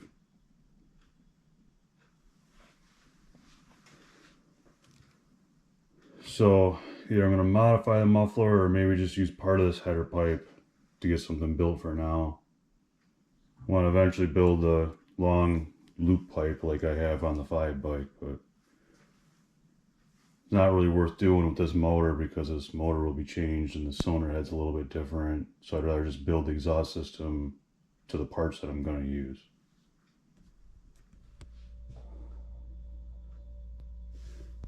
Get that muffler cut off and the end squared up on the header pipe. It fits pretty decent. Like I said, this is just going to be a temporary exhaust while this engine is in this frame. It's my collection of exhaust pipes. And I save old parts too, just to recycle stuff, which worked out good for me this time because I was able to use this header pipe. So I found at this piece, it's the right diameter to slip over the end of this. So then what I'll do is I'll put a couple slits in this and then use a clamp on there. So this will clamp on. That'll allow a little bit of flex in the whole system to help prevent any breakage and cracking. And then this has got a little bit of a bend on it so I can use that to get my muffler pointed where I want it. I got that muffler all cut apart and I cut down a section of the shell that I'll use for this new muffler. I got this core, baffle core out of that muffler too. And then for end plates, just use a fender washer. It's 2-inch diameter, fits the case good. And then I bore it out to 1.25 inches in the middle.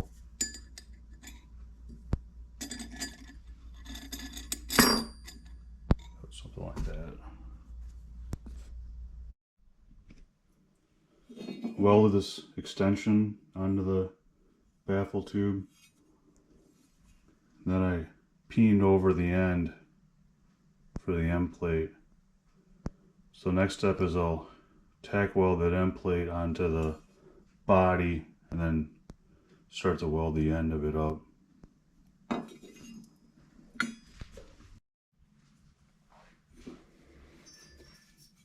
End cap is welded on all the way around, and I welded that baffle tube to the end cap. Doesn't look the prettiest, but it's kind of hard to weld that perforated tube to the end and have it look good. As long as it's solid, really, that's all that matters. So next I will put the packing into the muffler, and I do something different in that I use just exhaust wrap for packing, because this is just fiberglass cloth that's, you know, weaved together. I think that the fiberglass matting that you normally get for baffles is just loose fiberglass, and it eventually can ball up in the end of the muffler or it can just blow out. Whereas with this stuff being a continuous thread that's woven together, it really won't blow out much. It'll pretty much stay in the muffler. Been running this stuff, doing this for a couple of years now like this, and seem to have pretty good results. It does seem to quiet it down a little bit. I don't pack it in there really tight. Just kind of go in there loosely so there's airspace in there for the exhaust to move around and get the noise to be absorbed. But it's not really anything too fancy. I kind of twist it a little bit.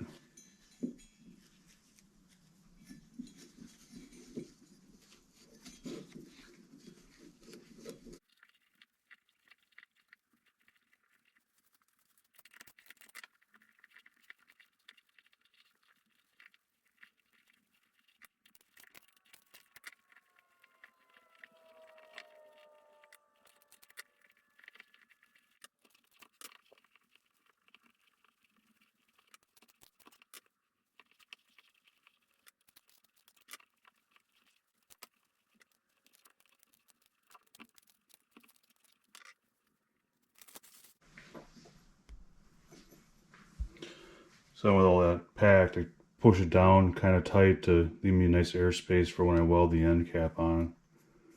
And I'll just slide over and just weld that on.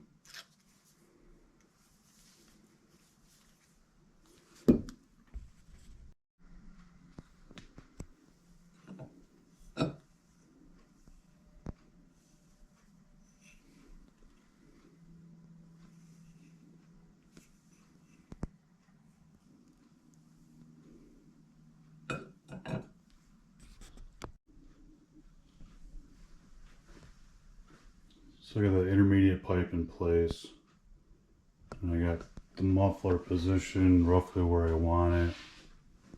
So I'm gonna put a couple tack welds on it while it's on the bike. It'll be on this joint right here.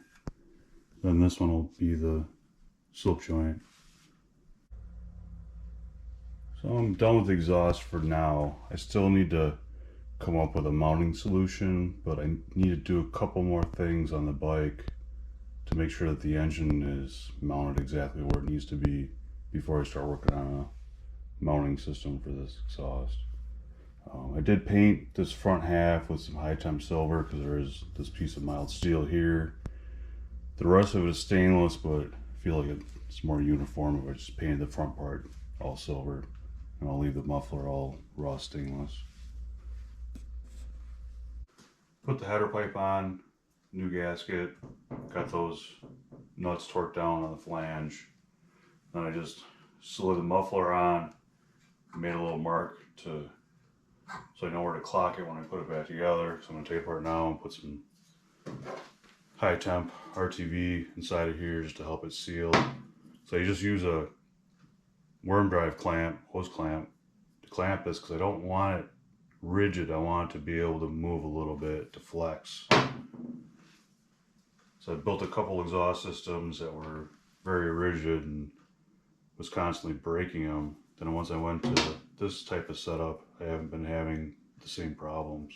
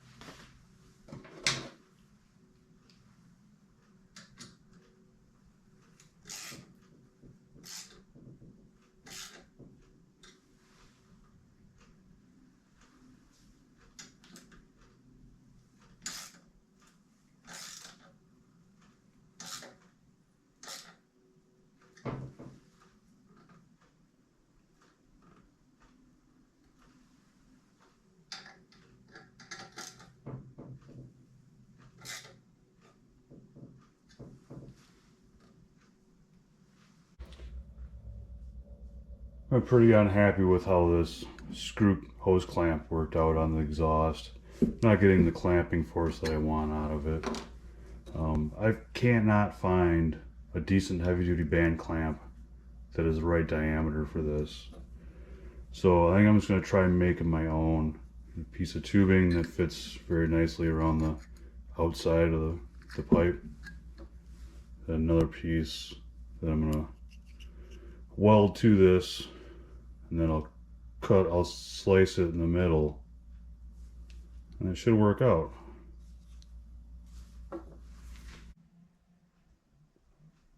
Got that welded, this piece welded to the piece of tubing.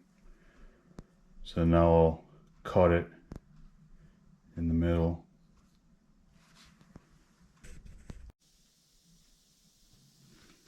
There, I cut the slot in the clamp that allow it to compress.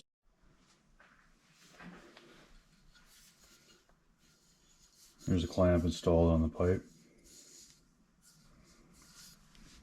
And then this is what I'm going to use to mount the exhaust to the bike.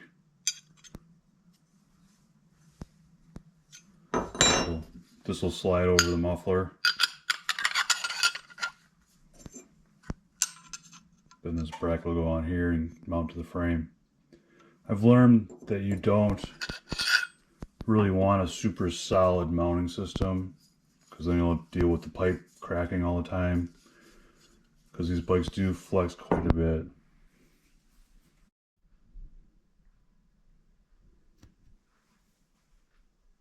Here I have the exhaust fully installed.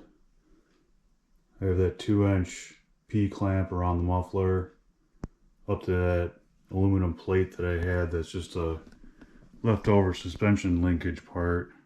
It came with a shock that I bought off of eBay. So basically just recycled parts.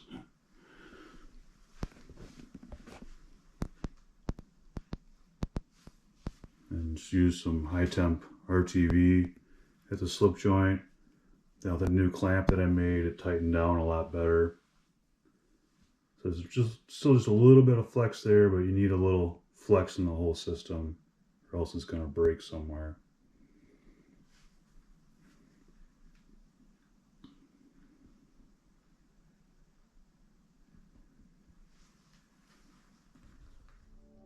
So I installed new bearings and torque converter jack shaft. Blue Loctite on these bolts.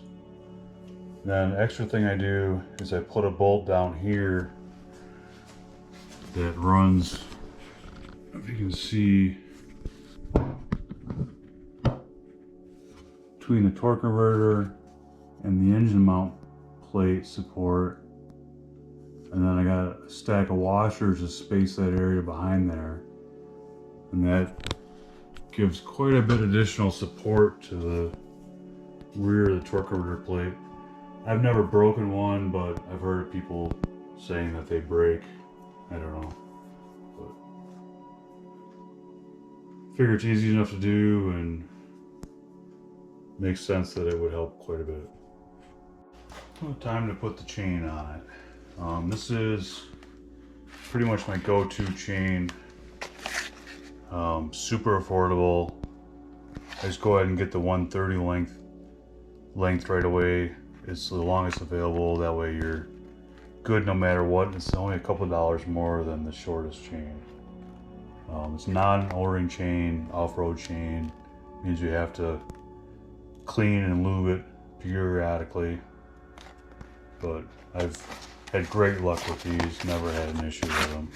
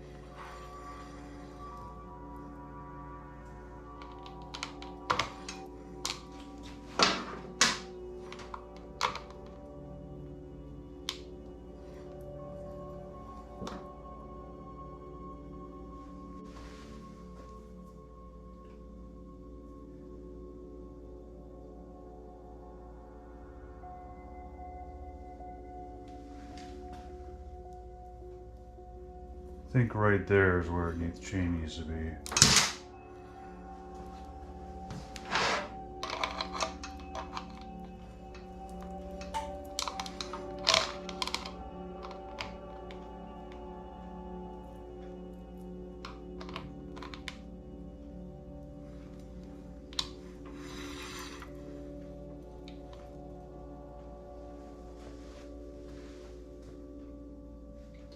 So I'll mark this link right here and press this pin out, and then the master link will go in place of that link. I like to use a zip tie to mark my link.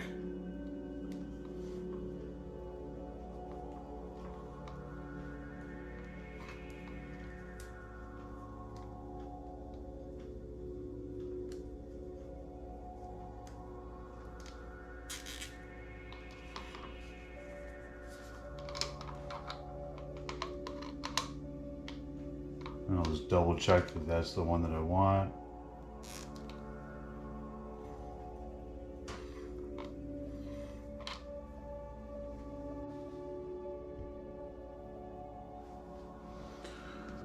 Chain breaker tool.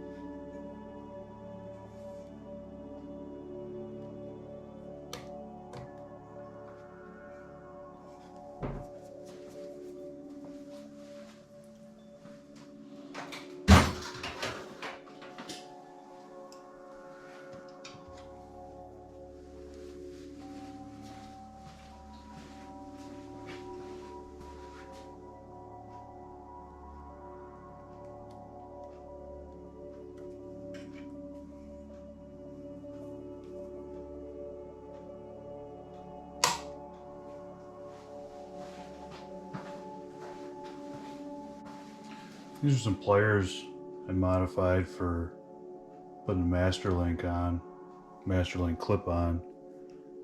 Just kind of tapered the one side and the other side kind of blunt, and they seem to work really well.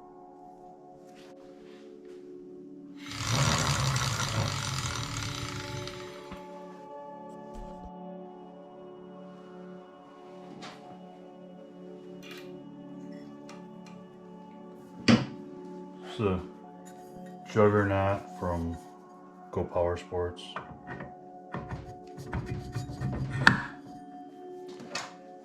It is so superior to the stock driver for a 30 series torque converter. That even on a stock motor, I'd recommend it. My buddy's running a bike with just a carburetor, exhaust, and a governor bypass with a juggernaut, and it works great.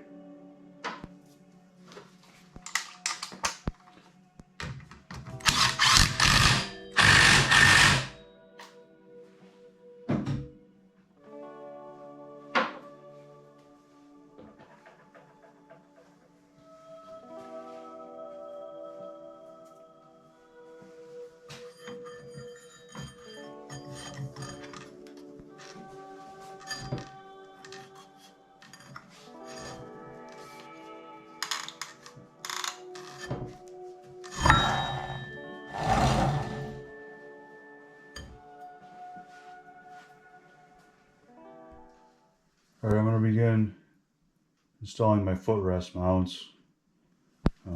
Start with these. These are 1/2 inch fine thread studs that I made up just by cutting the head off of a bolt. So nothing too fancy. Put red Loctite in the hole and some red Loctite on the stud to lock it all in place.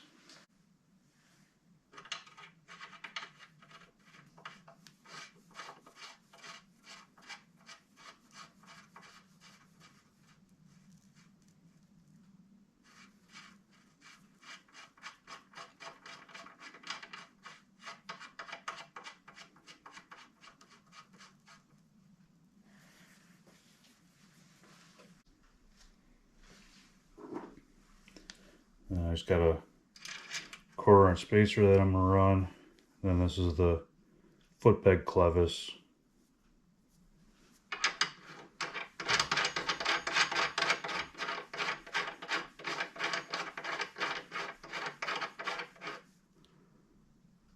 So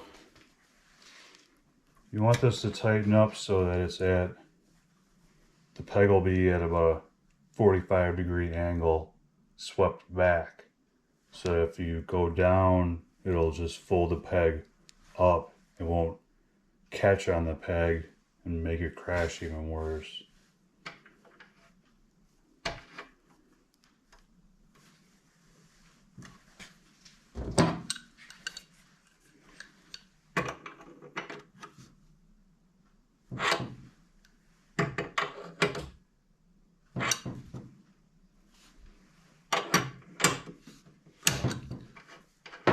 So I got lucky on that. Normally it doesn't end up where I want it when I tighten it down. So what you could do is either add a thin washer to change where it ends up, or you can sand the end of this to change it.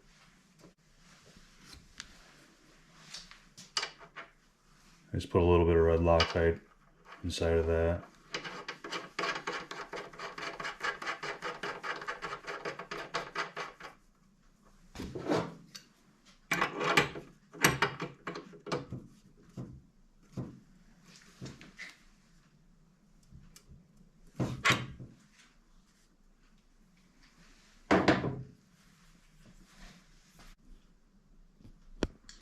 Here you can see how it's clocked.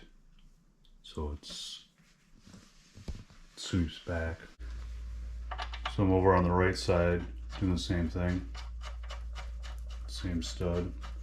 Except I'm running a little wider spacer to get me away from the carburetor a little better.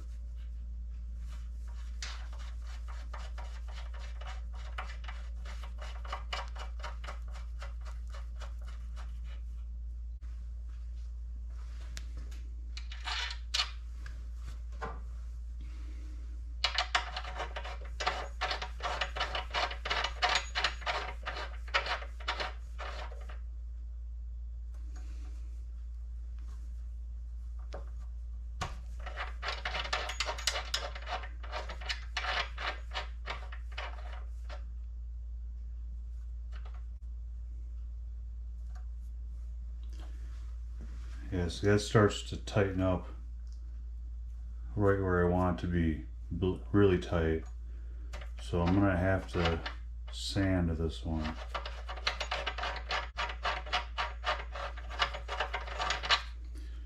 These are just foot peg clevises for some Harley highway pegs. And then this is what I have welded to the frame that the stud is going into. It's just a 1/2 inch 20 bung, coped for 7/8. These are used for building custom handlebars in the custom motorcycle market.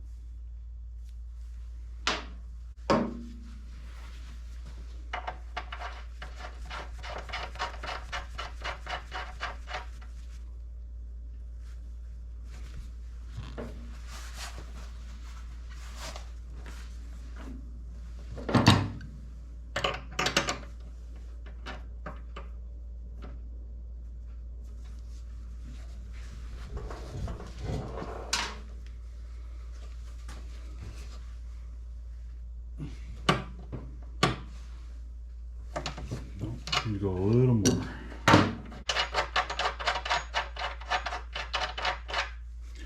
I'm just sanding on this surface with my belt sander.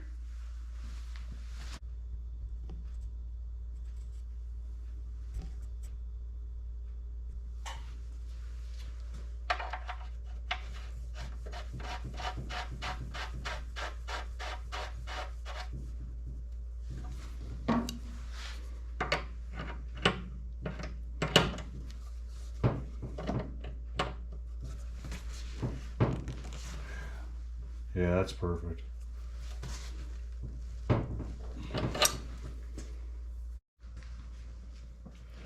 And the foot pegs, there's actually some Harley foot pegs. That's the part number there. Not exactly cheap, but I feel like they work really well.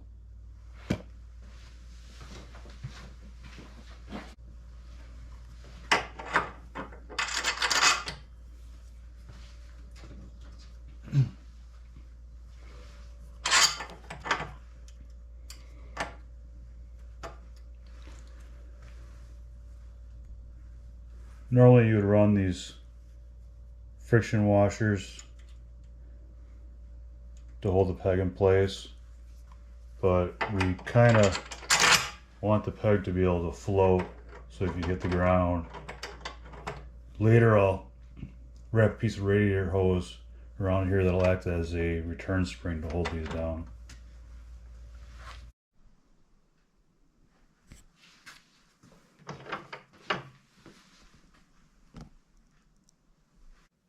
So the footrest setup that I use allows the peg to fold up freely, but there's no spring or anything to make it return back to the down position.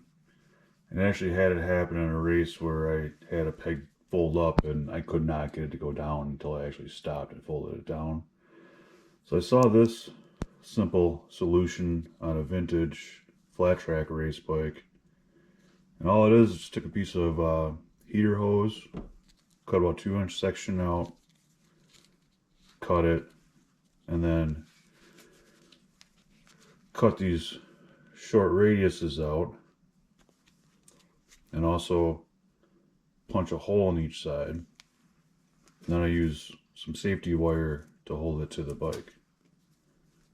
I've been running it for a few years now, and it seems a very simple yet effective solution. I gotta cut two like 2 foot long lengths of safety wire. Start from the top and then go in each hole. And so then when it goes on the peg, these will each wrap around once. And then I'll twist it on the bottom to tighten it all up.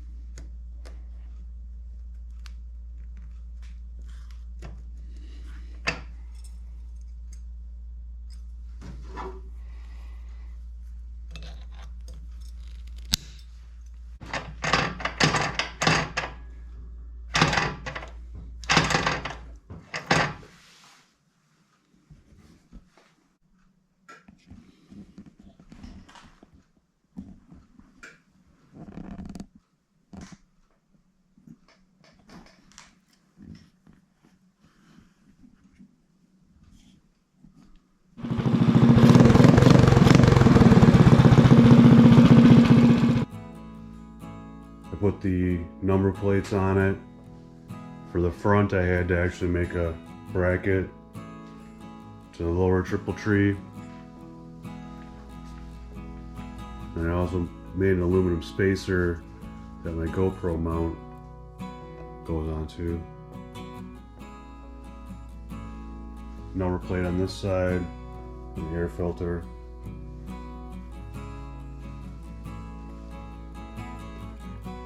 At this point, I'm about a month away from Flat Out Friday in Milwaukee. Looks like the weather is going to be fairly decent for a while. You know, around 30s or so, but not much snow. So hopefully I can get some time to practice on this and make sure that everything's going to be okay and ready to go.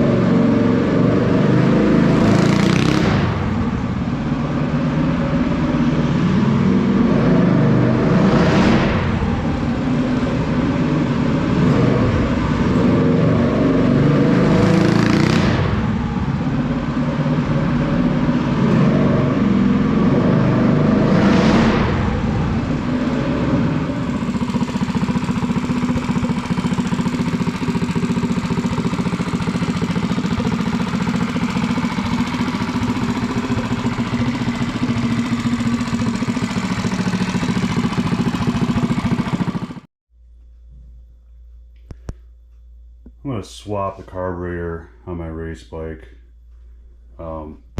This is the original engine that I ran from the start. It's just a mildly modified Predator Hemi 212. I ran a Walboro or Kean style PZ19 carburetor on it for many years without much issue, other than I know I was giving up power on the mid to top end because of its smaller size. So I tried running this PZ26 this year, and I've been having issues with the float sticking on it. Appears to be nothing wrong with it. The level's set right. It just hangs up for some reason. So it's just a cheap knockoff carburetor. I think it might have been $25. So I think it's time to put something else on there that's a lot more reliable.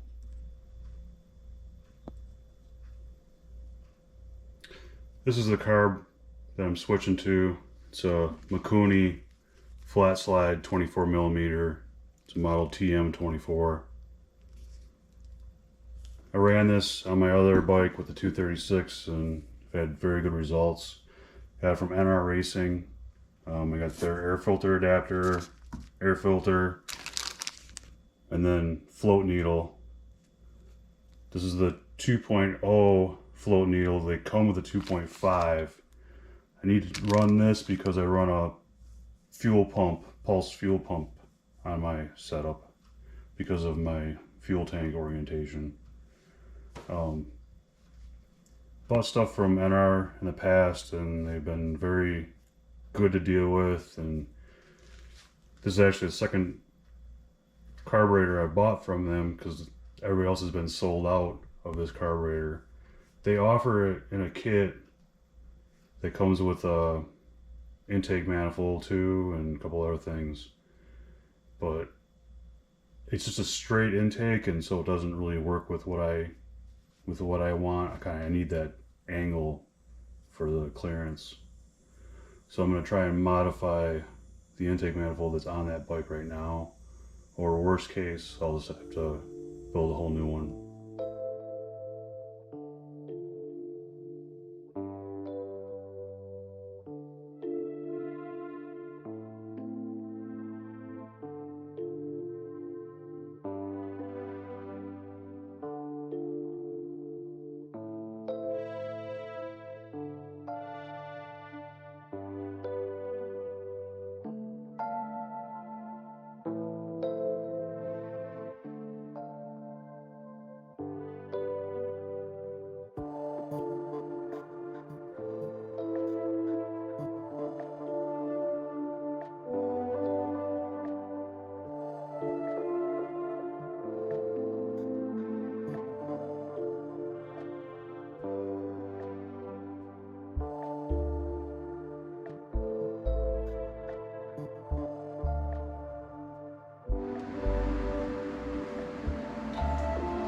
Going to temporarily put the air filter adapter on it and the air cleaner so that I can kind of test fit it, everything.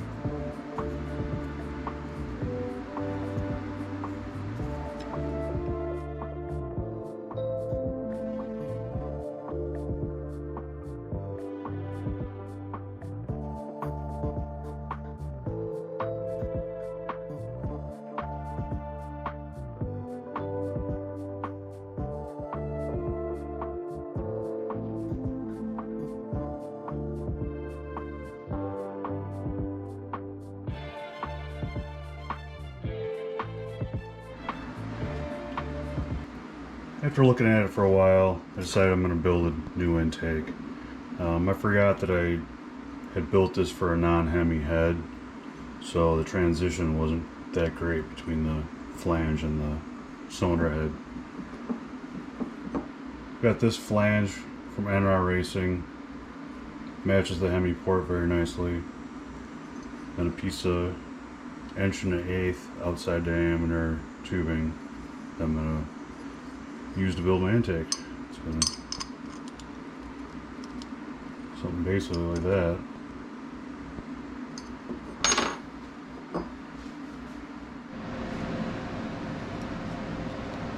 So I got that piece of tubing cut down to the length that I needed. And I cut another piece that'll slide over the end. That'll make the outside diameter match up to the spigot on the carburetor.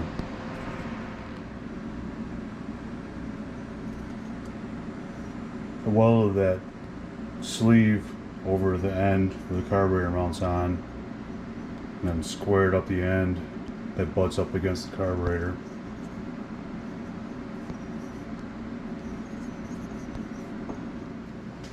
Alright, so here I got everything: carburetor intake manifold, the coupler boot, all pushed together tight.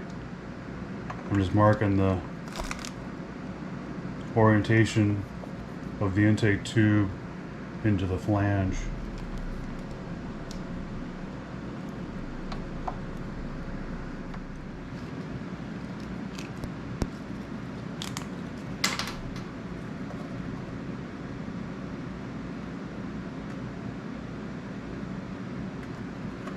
So now that I have some reference marks, I'll put a tack weld on it and then double check my fitment again before I finish weld it.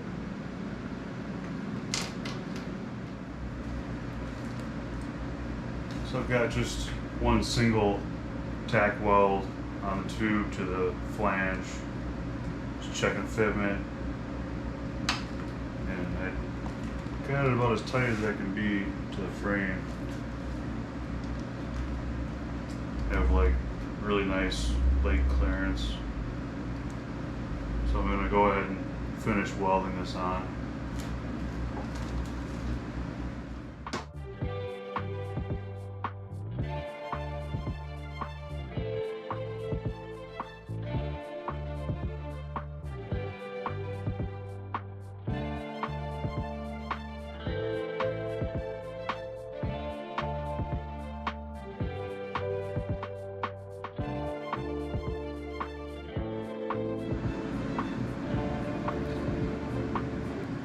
So I have the flange completely welded on, bolted it back onto the engine. I marked where I'm gonna weld on the fitting for the pulse pump. So I just gotta drill a hole for that and then weld that fitting on.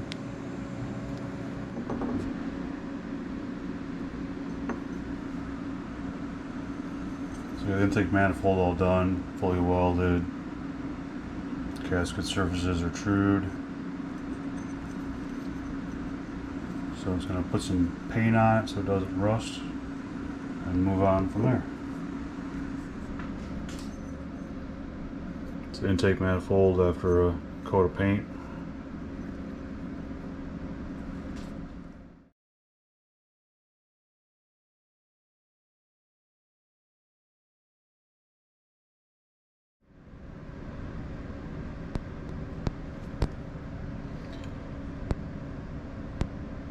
So I'm going to change the float needle to this carburetor.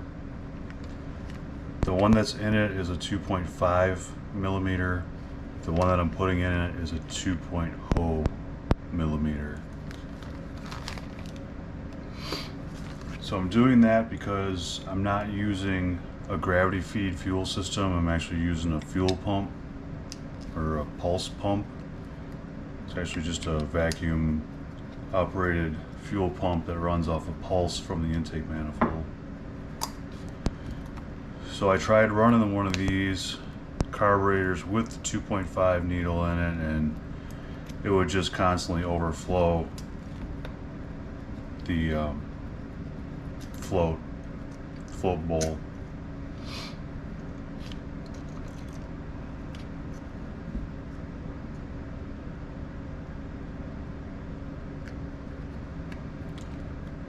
Just pulling the slide out of it for now because it's going to have to be out when I do the throttle cable anyway, and it'll make it a little easier to work on the carburetor because I have this flat surface to set it on.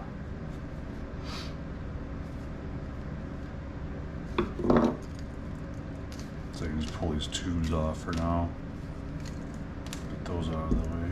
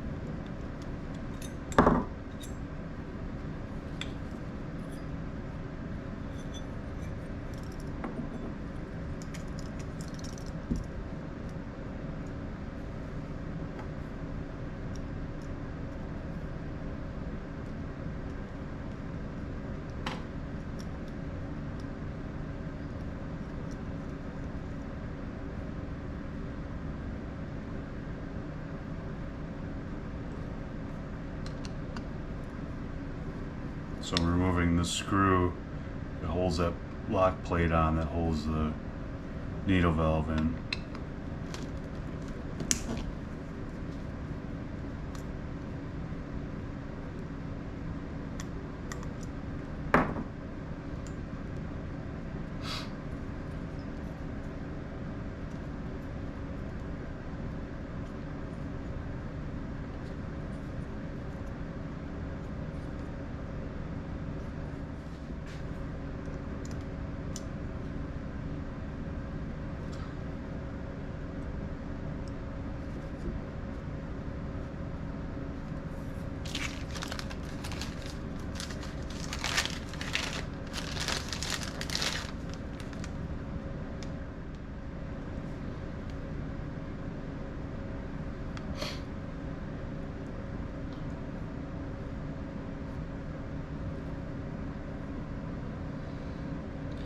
See the difference in size of the hole.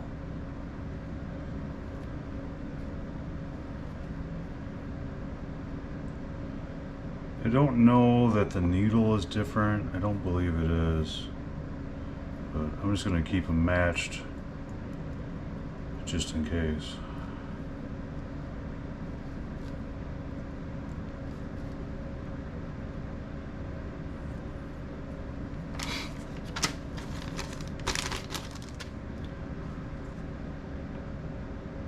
Using just a little bit of air tool oil on this O-ring, help it slide in easier.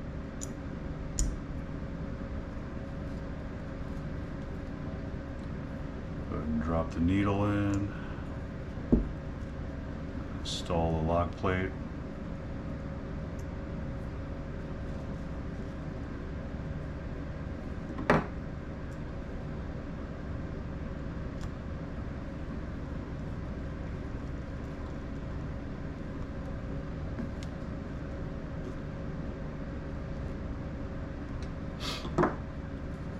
I had already pulled the jets out to look at those to see what size they are to start with. It has a number 15 pilot jet and a number 130 main in it to start.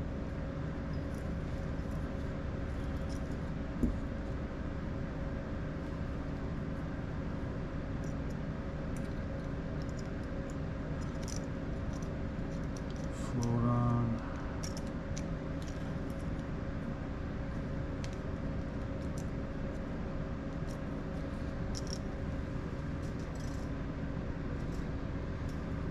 Just double checking the float height.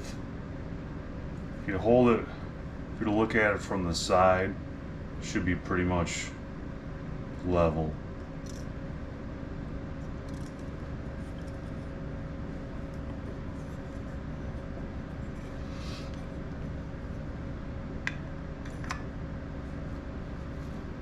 Just go ahead and reinstall the bowl and move on from here.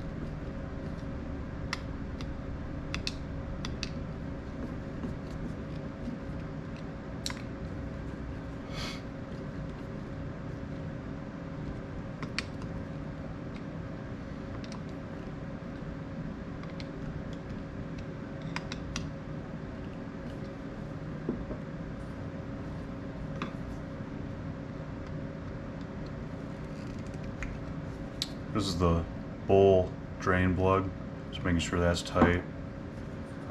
This is your idle speed screw. This is your idle mixture screw. Choke. Fuel inlet. And these are just vents.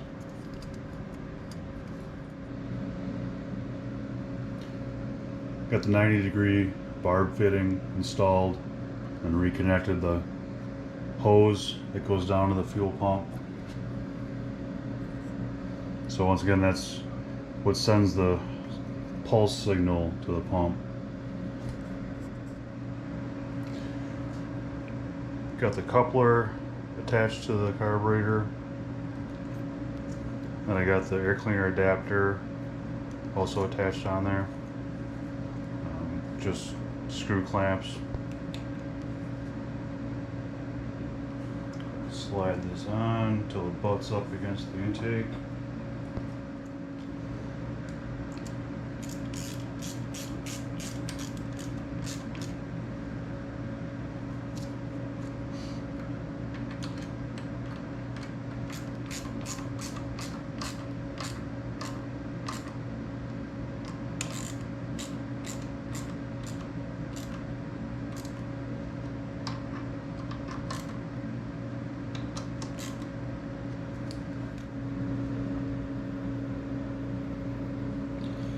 Fuel line installed, vent lines are routed, attached to throttle cable. I'm going to have to do some work on that because I'm not getting full throttle with it.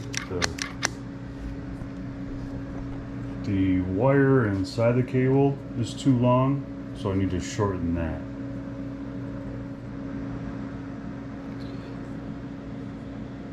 So this shows, this is how much slack I have in the cable. So basically it's how too long the cable is. So I have to remove about a ½ inch from it. So I used a marker. I made a mark on the cable where I'm going to cut it. So I'm going to be cutting this end off that goes into the thumb throttle. So to replace it, I have this brass fitting. It's a Motion Pro part.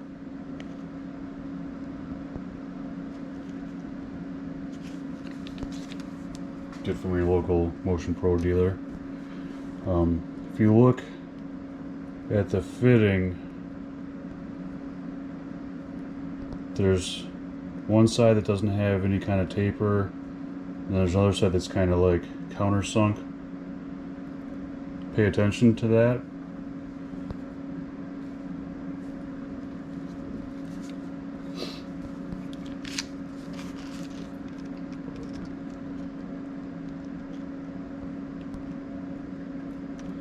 These are actual cable cutters for bicycle repair.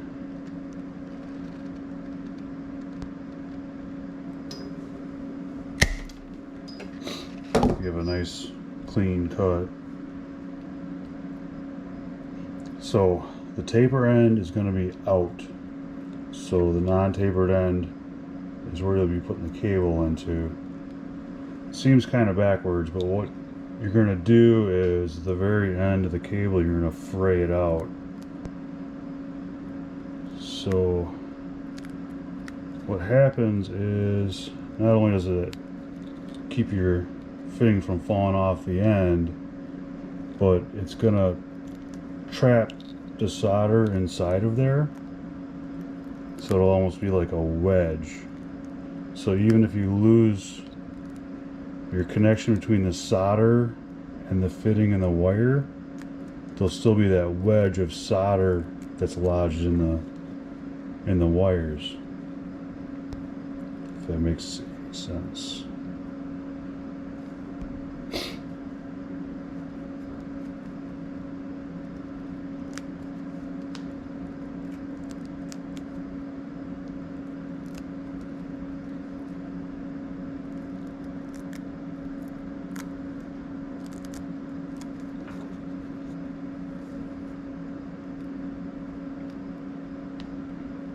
So it's something like that. So then the solder will be trapped in between the wires and it forms like a wedge so that it shouldn't be able to slide out of the brass fitting.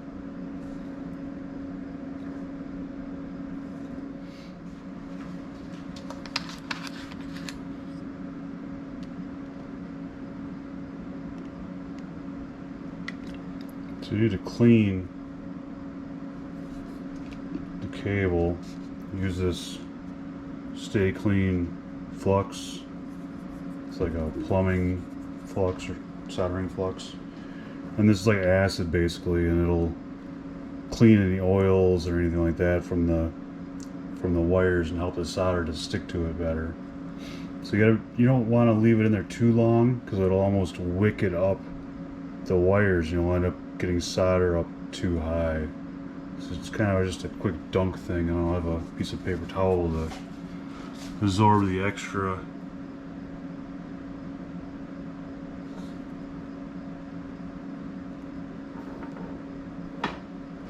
So that's really all you need. So this is a solder pot. Got this from eBay a few years ago. I want to say it was maybe 20 bucks. But basically what it does is just, it's literally a little pot, heats up electrically to melt solder in. I just use some silver solder, like plumbing solder, stuff that's not rosin core.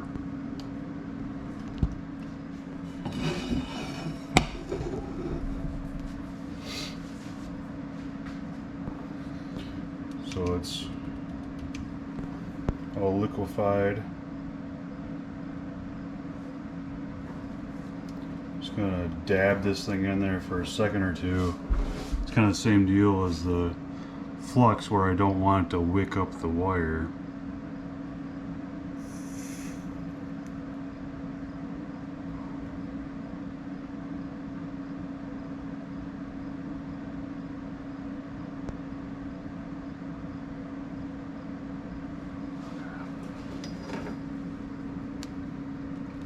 Pretty good covers there. It's okay that there's actually a little too much on the end, so I can just grind that off.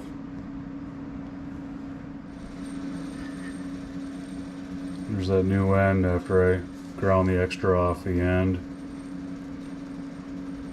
and it's ready to go on the bike.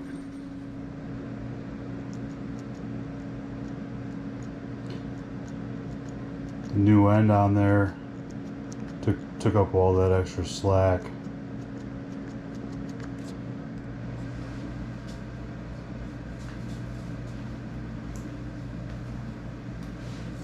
So this is first start. Everything's dry, so it's going to take a bunch of cranks to get it going. So I'm just going to give it a little shot of brake cleaner, kind of cheat.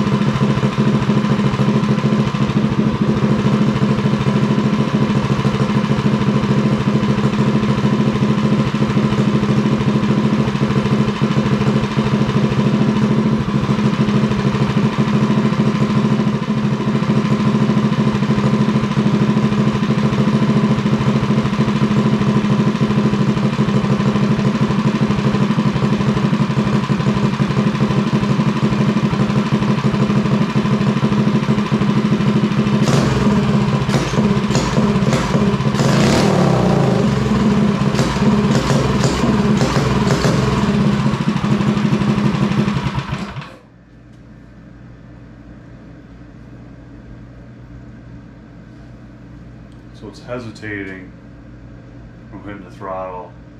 Tell me it's probably lean, so I'm going to try lifting the needle up a notch. So this is the jet needle. This is where I'm going to make my adjustment. So I want to lift the needle to make it draw more fuel, so I'll actually be lowering the clip one notch.